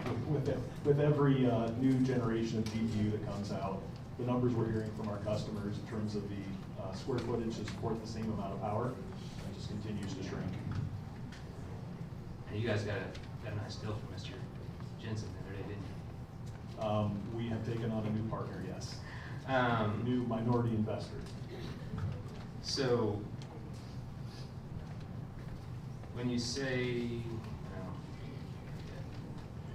and you want to connect the city's sewer, is that correct? You want to? Water and sewer, yes. Okay. If there's upgrades needed to your sewer plant, we're happy to pay for those. All right. Main question that lots of people have asked me. You put out a press release last week about you've secured options for land outside the city limits. Why go through all this effort to get approvals from the city when you say you just go outside city limits and do this, and no real regulatory requirements? We think it's the right thing to do. Our customers, again, I used to work at Meta, I used to work at Microsoft, incredibly invested in the communities, want to be good partners, want to be good community citizens. Locating within the city is the right thing to do for these corporations. Brings the tax revenue here, it brings revenue for the jobs, revenue for the schools. And so it really is big companies looking to do the right thing, which I know is super hard to do. If we were just gonna do that, I would be at the Cubs Diamondbacks game tonight in Phoenix rather than being here. I promise you that. But that's not what our customers want, and that's not how we operate. You talked a lot about development agreement, but you haven't really, and infrastructure improvements, but you haven't really mentioned any specific things. You kind of just say, we'll do this and that. But do you think you've caused any confusion or undermined the public's trust in the council by repeatedly referring to constructing a new water tower while Piedmont was already well into the process of preparations for constructing a new water tower? No. Well, there may be confusion, but I will tell you that many times data center campuses require their own dedicated water tower to have enough pressure and fire flow because of the sheer size of the facility. I will tell you that your announcements about infrastructure improvements have caused great confusion and false accusations against me and the other members of this council about, planning this out years in advance because we're taking out a loan from the water system and all this other stuff. And so, I was not aware of that, and my sincerest apologies. We're here trying to do the right thing. On the development agreement, if the project stalls or is abandoned mid-construction, will you commit in writing to performance bonds or letters of credit tied to phase build-outs of the project? That's a conversation we'll have to have. I can't commit to exactly what that is now. Couple of things I will tell you. And another question we get is what happens at the end of life, and data centers only last for 3 to 5 years and then they go away, right? So these are exceptionally expensive projects to build. You saw the numbers on the Meta facility, right? They're $13 billion of total investment. So in terms of the life cycle of these, the servers inside get changed out every 3 to 5 to 7 years. And then when those servers get changed out, they're at a higher density.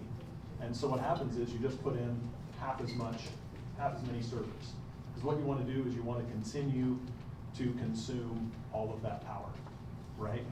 Because you're making that huge investment. People also say, well, gee, what happens if the AI bubble bursts? Again, billions of dollars of investment, it will turn into a cloud data center, right? Because you have that power. That is the most valuable thing right now, is having the power and the ability to do that.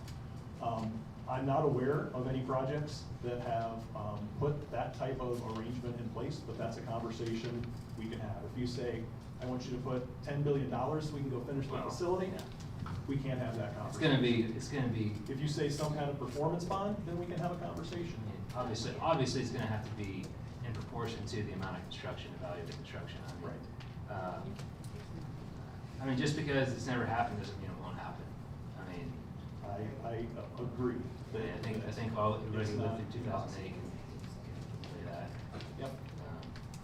Yep. So will you, on that same thing, will you commit to decommissioning bonds? Again, depending on what that looks like, I have not heard of a data center actually coming to an agreement on decommissioning plans. The concept's out there, but I haven't seen it actually in place. And so, again, the end user will have that conversation. Well, will you commit to designing the buildings in such a way that can be repurposed in the future if it's not a data center? Because I will tell you, Oklahoma City has got those concessions from data center developers. Then I would tell you, if that is a new standard that I have not seen yet, that those types of things could certainly be worked into an agreement. You should review those agreements that they're making. I think we asked about independent ongoing noise monitoring. You'll commit, right, to funding that in the development agreement to ongoing. Yeah, is it good? Again, we have to work through the details. Is it if it ticks above 60 decibels for 1 second, the police are out there? I mean, we have to come to reasonable things here.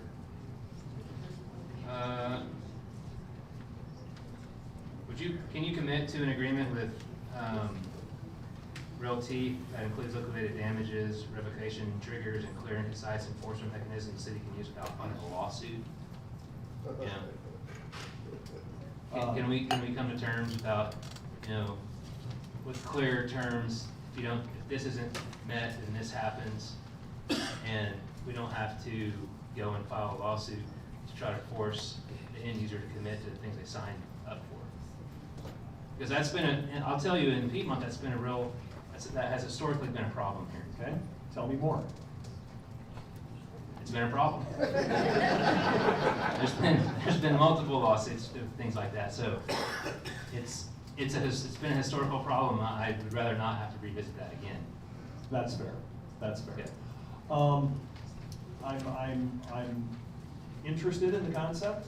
It's hard for me to fully commit without knowing what the specifics. Like, if we accidentally draw 75,001 gallons of water, right? The contract should clearly state that we would have penalties, and those penalties would be paid. Yeah. Right? Sure. Well, the meter would shut off. Okay. I mean, that's how I would negotiate it. There you go. So, and you understand that rate's not going to be a regular rate, right? The water rate. Just like the industrial power rate's higher. People are getting mad because I'm asking some questions. So you talked about community benefits, and you mentioned like fire departments, stuff like that. I mean, I don't see upgrading the fire department as really a community benefit, because we have a fire department already. We have to have a fire department. It's gonna have to serve your facility. So that's just sort of like, you're gonna have to do that. That's not like an extra, in my view. Would you agree with that? In some communities, in your community, yes, but if you recall in the slides, did we come and talk to you and find out what you need that would be community benefits? This volunteer fire department that we funded in Alabama had some real immediate needs, and they couldn't serve their population adequately today. So that's why we did that. Sure. If you're saying, hey, our baseline is good, and you're just paying the uptick, probably not a community benefit, but we're gonna pay it anyway. Yeah, well, and we'll take those community benefit dollars and put them in places where they will do the community good. Your facility would raise the baseline. Yeah. Level of protections necessary. Let's see. Would you commit to annual public safety contributions based on the size of the campus for things like police services, additional fire, EMS, additional personnel, additional equipment and apparatus? Not a one-time thing, an annual contribution to the city's budget.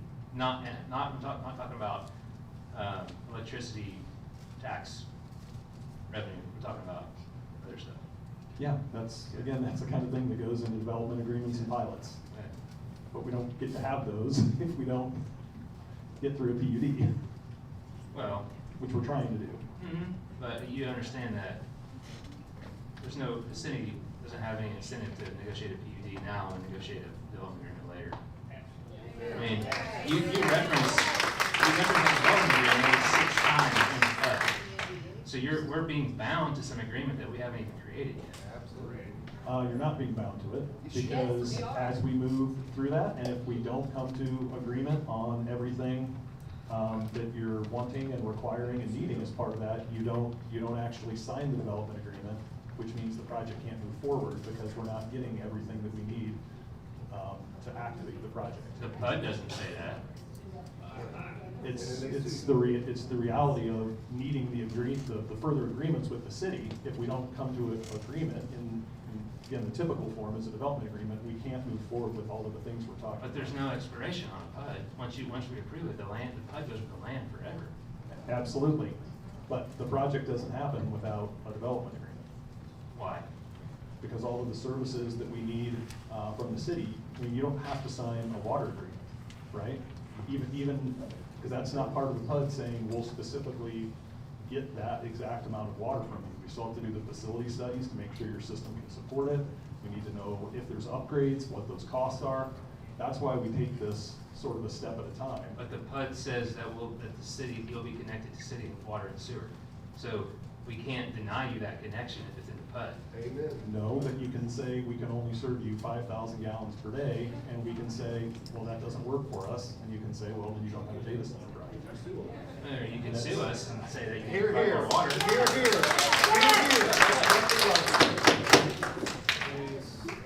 I understand that you want things to work a certain way, but I understand that I've seen things go haywire 1,000 other different ways too. So I'm here to protect the city.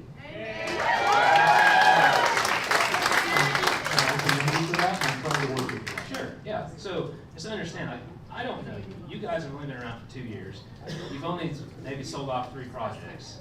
So there's some stuff here that we need to make sure that we're looking out for the best interest of the city, and I just want to make sure that we do that. What about a traffic congestion tax during construction? You heard of that? I have never heard of a tax congestion or a traffic congestion tax during construction. Oh, we could be trendsetters. I mean, look, Toll road. you're spending billions of dollars right there, all right? And again, you're dangling $9 million in front of us. It's not even close. I mean, if you're gonna come in here and ask us to do all this stuff, then I want more money. Well, there's not only the 9 million, there's the 13 million on the property taxes. Which the city doesn't get. There's a smaller, this is the smaller estimates, and we're willing to work through, again, a pilot with you on all of these things. Yeah. But again, it's gotta be a sequential conversation. I think it needs to be full track. That's all my questions. Mr. Jones.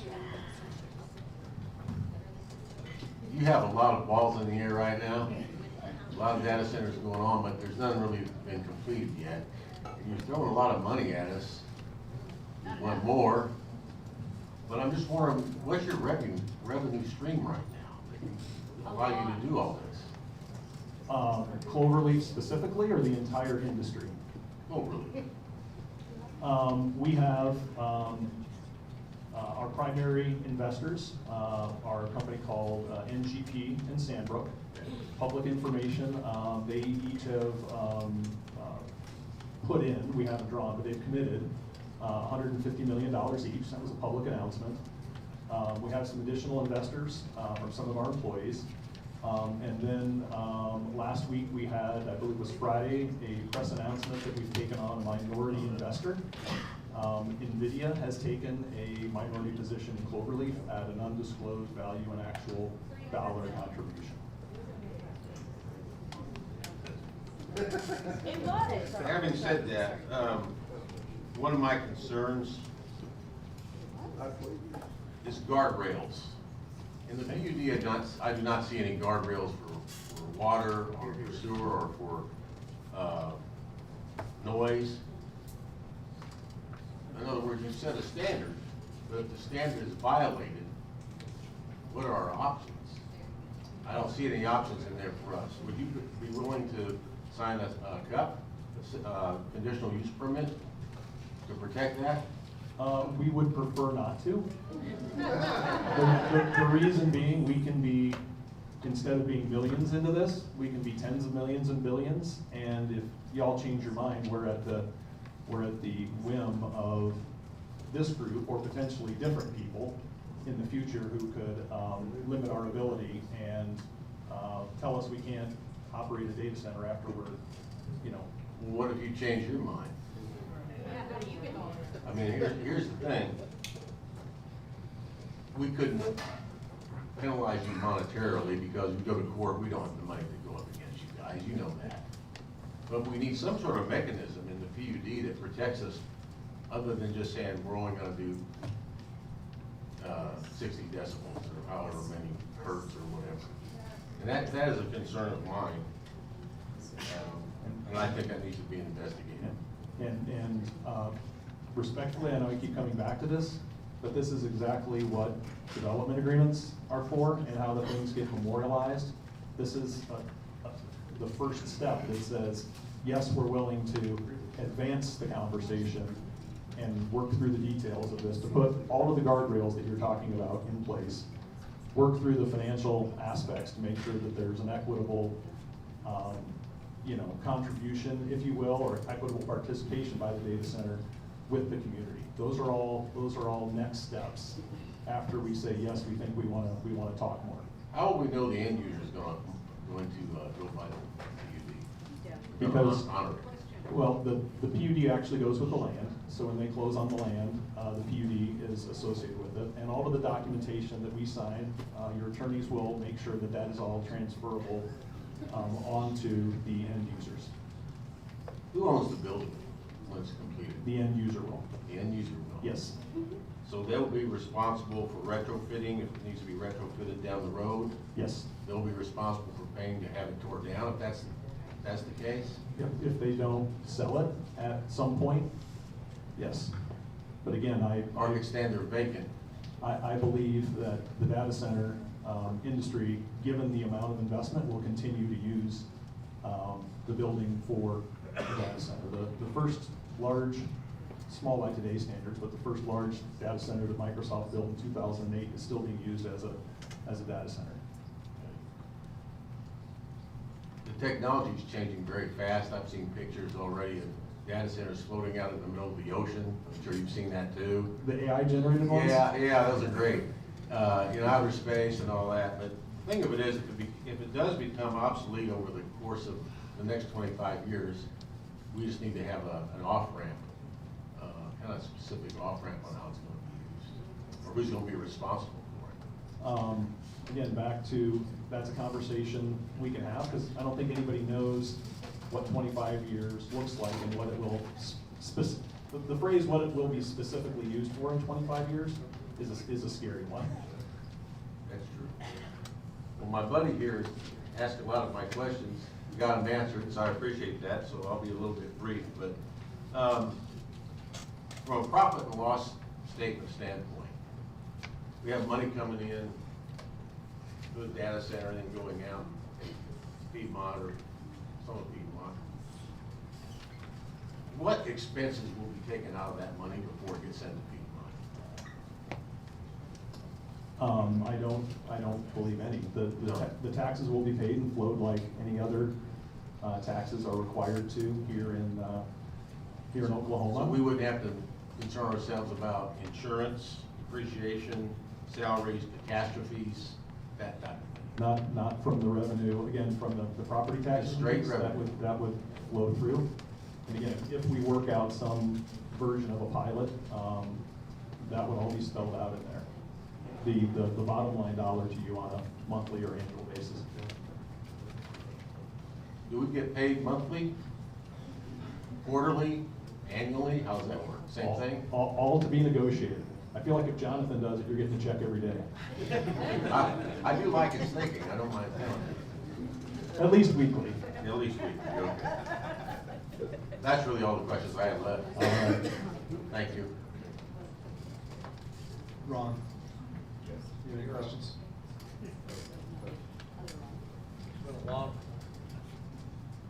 There has been a lot of questions asked. I'm trying to kind of keep track, not to duplicate a lot of them.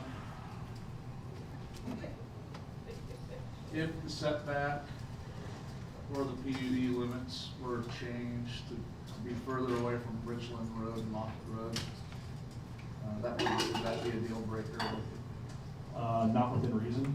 If it's a mile setback, it's on the other side, but Yeah. we're talking about 300 to 400 or 500, something like that. That's not a deal breaker. Quarter mile, 1320? Quarter mile's getting to be pretty good. That's just Richland and Moffett, there's not a lot. You didn't have a lot on your map there. Probably not. We'd have to look at the specifics. Particularly if we end up coming back and modifying to pick up that other land, it's less of a problem.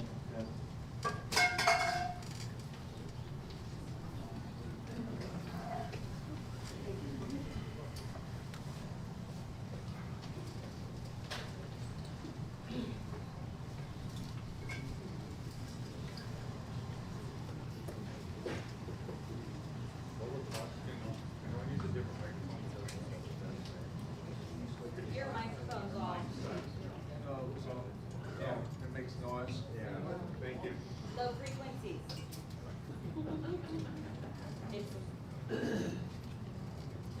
It's, I'm just making.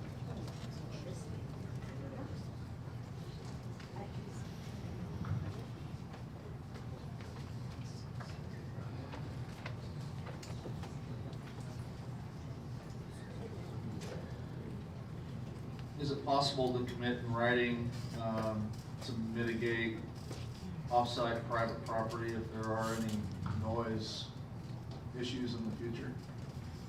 Similar to, I'll give you an example. So when the third runway was built at SeaTac Airport, as part of their complete EIS and everything that they did, they went to numerous homes, added insulation, changed out windows, so on and so forth. We're potentially maybe only talking about 15 homes, but could that be somehow integrated into the requirements if there happens to be problems? I mean, that's part of I think what Rob was saying down there, and what are the guardrails? What are the penalties if for whatever reason we can't meet these standards which are being set for? Yes, as long as it's standard based. Okay. Right, so if we agree that 60 decibels is okay, and for some reason we're operating the data center and we consistently can't get to 60 decibels and it's 65 and 70, the impacted homes, we would commit that, we would work with them on mitigation measures, blah, blah, blah, yes. We actually did that in Dublin once, a long time ago. There was a neighbor who was unhappy about the data center and was claiming noise, and so we paid to put new windows in their home. In Dublin.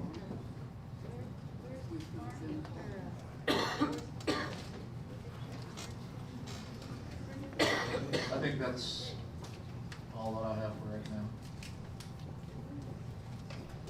Marsh. It's been a lot of questions asked tonight, and I appreciate you being here. Absolutely, happy to do it. So I kind of want to summarize all of the requested changes that you kind of put into this PUD. Okay. Okay? And just make sure we're on the same page, and to make sure that these deviations are manageable.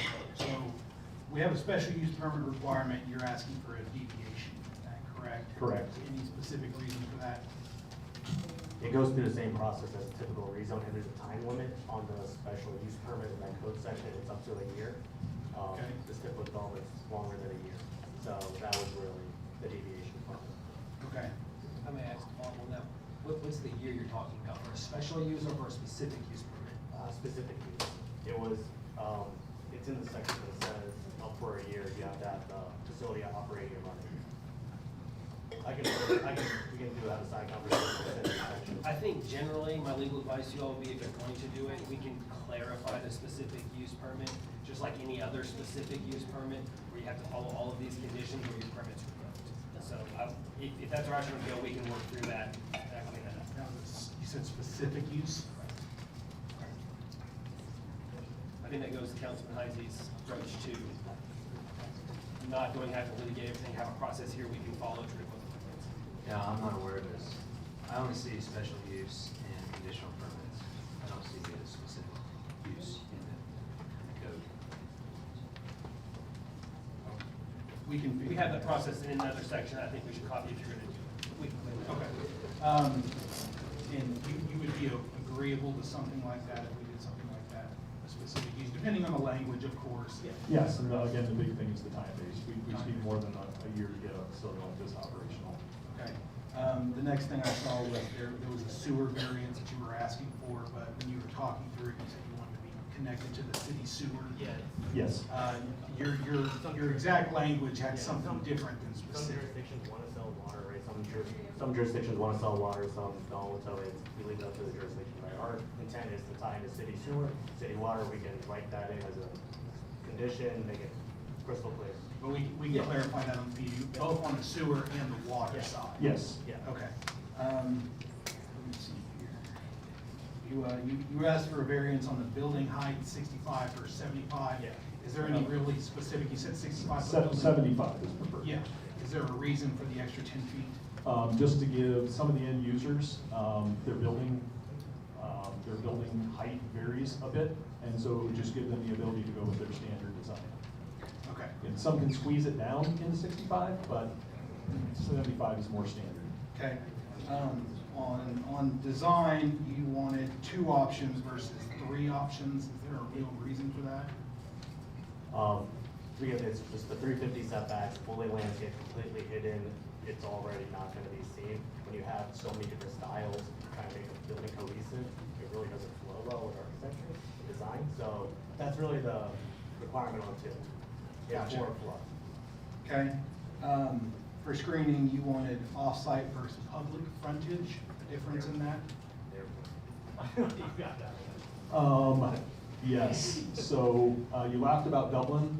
I've done this in 40-some countries. I've seen some crazy things. I once got into a zoning that said that we had mechanical rooftop screening, and the way the code was written is it had to be, if it was visible, and this person made the argument that people flying over in airplanes could see the top of a mechanical unit, and there is a building in Omaha, Nebraska that I promise you has screening on the top of a mechanical unit for that exact reason. So we just like to be clear that it's on the sides and we're not trying to screen from airplanes. You said public frontage, so I was figuring if somebody lived near the site and they could see it from like their back patio, if that would be an issue, what you were trying to accomplish. No. Again, this is gonna be so heavily landscaped and no one's gonna see it. I get it, I'm just trying to clarify some of this information that you're Yeah, asking. again, some of these are just from scars from the past. Yeah, I get that. You said the 12-foot or 6-foot buffer, you kind of explained that in regards to the size and height and all of that. More standard, more reasonable, just, it's a lot of dirt to move and extra expense, our view. Gotcha. You're not doing cedar trees, are you? We- You wouldn't do that, right? And it's funny, Jonathan brought it up and the gentleman in the back was the same thing. I'm like, look, this is the requirements as they're written down. We will work with a landscape architect to get a stamped approved plan that will work for everybody, that complies with the code. Gotcha, okay. You said the difference in the noise, 50 versus 60. I'm assuming continuous operations. Do you want to expand any more on that? 60 is just more doable. If 50 is a deal breaker, we can agree to the 50. The one caveat is if we go to the C band, then that's a whole different scale and that number will change. I just don't want people surprised that if we go to a 50 equivalent and it turns into a higher number, but it's with a different scale, that people don't think that we're bait and switching that. Just want to be super transparent about that. Gotcha. And we can clarify that Yes. if Yep. we're gonna go that route. You have in here specifically related to the development agreement. Get to it real quick. Sorry, I'm scrolling. The end user shall enter into a development agreement with the city prior to commencing submittal of preliminary plat plans. So just to clarify this, we don't come to an agreement on a development agreement, you don't get to submit plat plans. Which means we don't have a project. Okay. Which is why So- taking the first step is so important, so we can get to the next step. Gotcha, okay. What made you pick that specific spot for the peaker plant? It was, I think with the existing land configuration, it was about the right size rather than locating it sort of in the middle because of the way the transmission lines come down. It segmented that off into a more usable project. The data centers, while they like the substation on site, they don't like to be directly underneath or closer to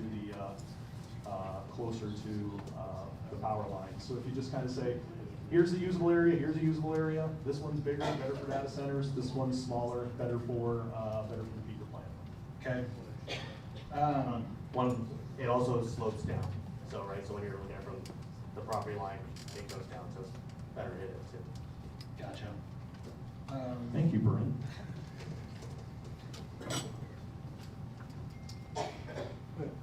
You're done here. You're done. Yeah, that should be all my questions. Thank you very much. Mr. Cardwell. I'll let Byron go first, he had an extra. Well, I called for you. Okay. All right. Well, I'm just kidding. Go ahead, Byron. I'm not gonna feel like that. You're good. I'm just messing with you. Yeah, I meant to ask about Frisco Road. We want to close it off. But it, certainly with the previous configuration, it looked like you could continue it with right angles with the right of way coming out of your property. Could we, figure something out along that line so that we don't have a 3-mile section of Moffett that's not accessible to the water loop? With the added square, then you just move over to the east, but then you have this other little east. But we need some more connectivity in this city, not less. Yeah, I was gonna say, with the setbacks around like 350, 300, it gets really tight and constrained. And we're trying to obviously set back, it goes to the core of the site, it does open it up, but I think. That's a solid point, is if you put a property line through, and then we're talking about potentially quarter-mile setbacks, now you gotta set back from another road a quarter mile, and it just starts to squeeze down the available area. I will commit to you that we will look at it, and that we will absolutely work with your public works department to see if there's a solution that works better for connectivity, if we can do that. I mean, you're probably gonna be reconfiguring anyway with the peaker plant, and with the added property in the southeast, I'm just thinking there's opportunities to jigger things. I agree. The other thing that we're seeing, I mentioned the densities, we're actually seeing users building fewer buildings and smaller buildings consuming more power. I think the 6 buildings is probably on the high end for that kind of a configuration. So, Okay. So again, as we know more, we will be able to make better decisions and work with y'all to come up with. Well, the problem is, of course, the PUD specifies that you're gonna shut down and we don't have any new alternatives. Well, we're gonna have to amend the PUD, right, to bring in Yeah. the additional parcels. So I think we will have that opportunity down the road to do that. Okay. Yep. One of the other questions that I had was, when all of your studies obviously get turned in, they're gonna have to be reviewed. And considering, you know, our engineer might not be suitable for reviewing noise studies and things like that. Would you be able to, you know, put it in writing that you would pay for all third-party independent reviews and everything like that? So that would be part of the development agreement as well. Absolutely. In many communities, we put in a pre-development agreement that actually will supplement funds for you to hire outside counsel and things if this is more than your current council can handle. We have paid for those things, and absolutely on the plan reviews and building permits and all of that.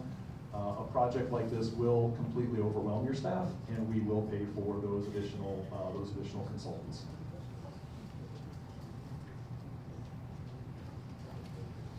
Any other questions? All right. I have a question. Not for Mr. Billy, though. I have a question for the city attorney. Have you been keeping track of all these things that we've stated? Just curious. That's write them down, and we have the item for it. Okay. Right. Just want to make sure. All right. We're good. We're good. You can have a seat. I think we're done with all the questions. Yes. I will tell you guys that we actually, to tell you the truth, we are running late. If that's the case, I'm gonna make a motion. I want you guys to understand that we've done the math. There is almost 3 hours of public hearing. So if we start that right now, we're here until 1 o'clock in the morning. I would like a motion to table this. I got you. Or not table, sorry, to continue this to the next meeting. Mr. Mayor, I'd like to make a motion to continue this to a special meeting for September 14th.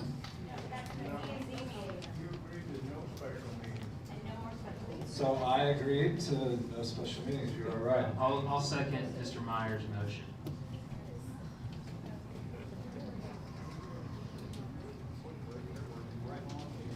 Call the roll. Let's go. Now, hold on, we can have discussion. We can have discussion. You want to discuss the? Yeah, I want to give my reasons why that's a good idea. I think it's a good idea because why do we need to wait a whole other month? Thank you. Jonathan, stop while you're ahead. If I may ask you a question to clarify what you are wanting to your team, if that'd be okay?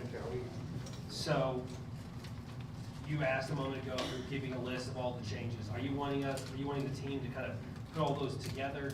I don't think that your team wants to get ahead of you all, so if you want them to do that, we should probably say that now. Do you want the developer to do that? I don't want there to be any confusion on what you want your staff to do. Well, yes, the staff needs to put I don't know how many things we mentioned in this meeting. 7,400. We Yeah. got that. Yeah. I mean, that needs to be compiled and given to the council for their, to have for their, on their own. I just want to leave any confusion in the air. And it's gonna, and we're gonna have a special meeting in 2 weeks, theoretically. We have to be done pretty quickly. We're not having special meetings. Okay, so should I amend my meeting to my motion to instruct city staff to correct and summarize all of the council's concerns and bring that back to be heard at a special meeting on the 14th? Can do that. And that will be my motion. Okay, so we got a motion on the table. Rob, do you want? We need a second. Seconded, and that's for that date. Hold on, Jonathan did second. Oh, but I took that to mean he's rescinding his motion, making a new motion. Yeah, Mr. Myers made a new motion. I amended it. Amended it. Okay, so and Byron second. Byron, we have a second from Byron. Can you put down We have a planning commission scheduled that day. Well, at 6 For p.m.? here? at 6 p.m. And where's that meeting at? Here. It's at city council, it's at city hall. It's at City Hall at 6 o'clock. Let's check some calendars real quick here. Okay. Sorry, the holiday threw off the schedule for the planning commission.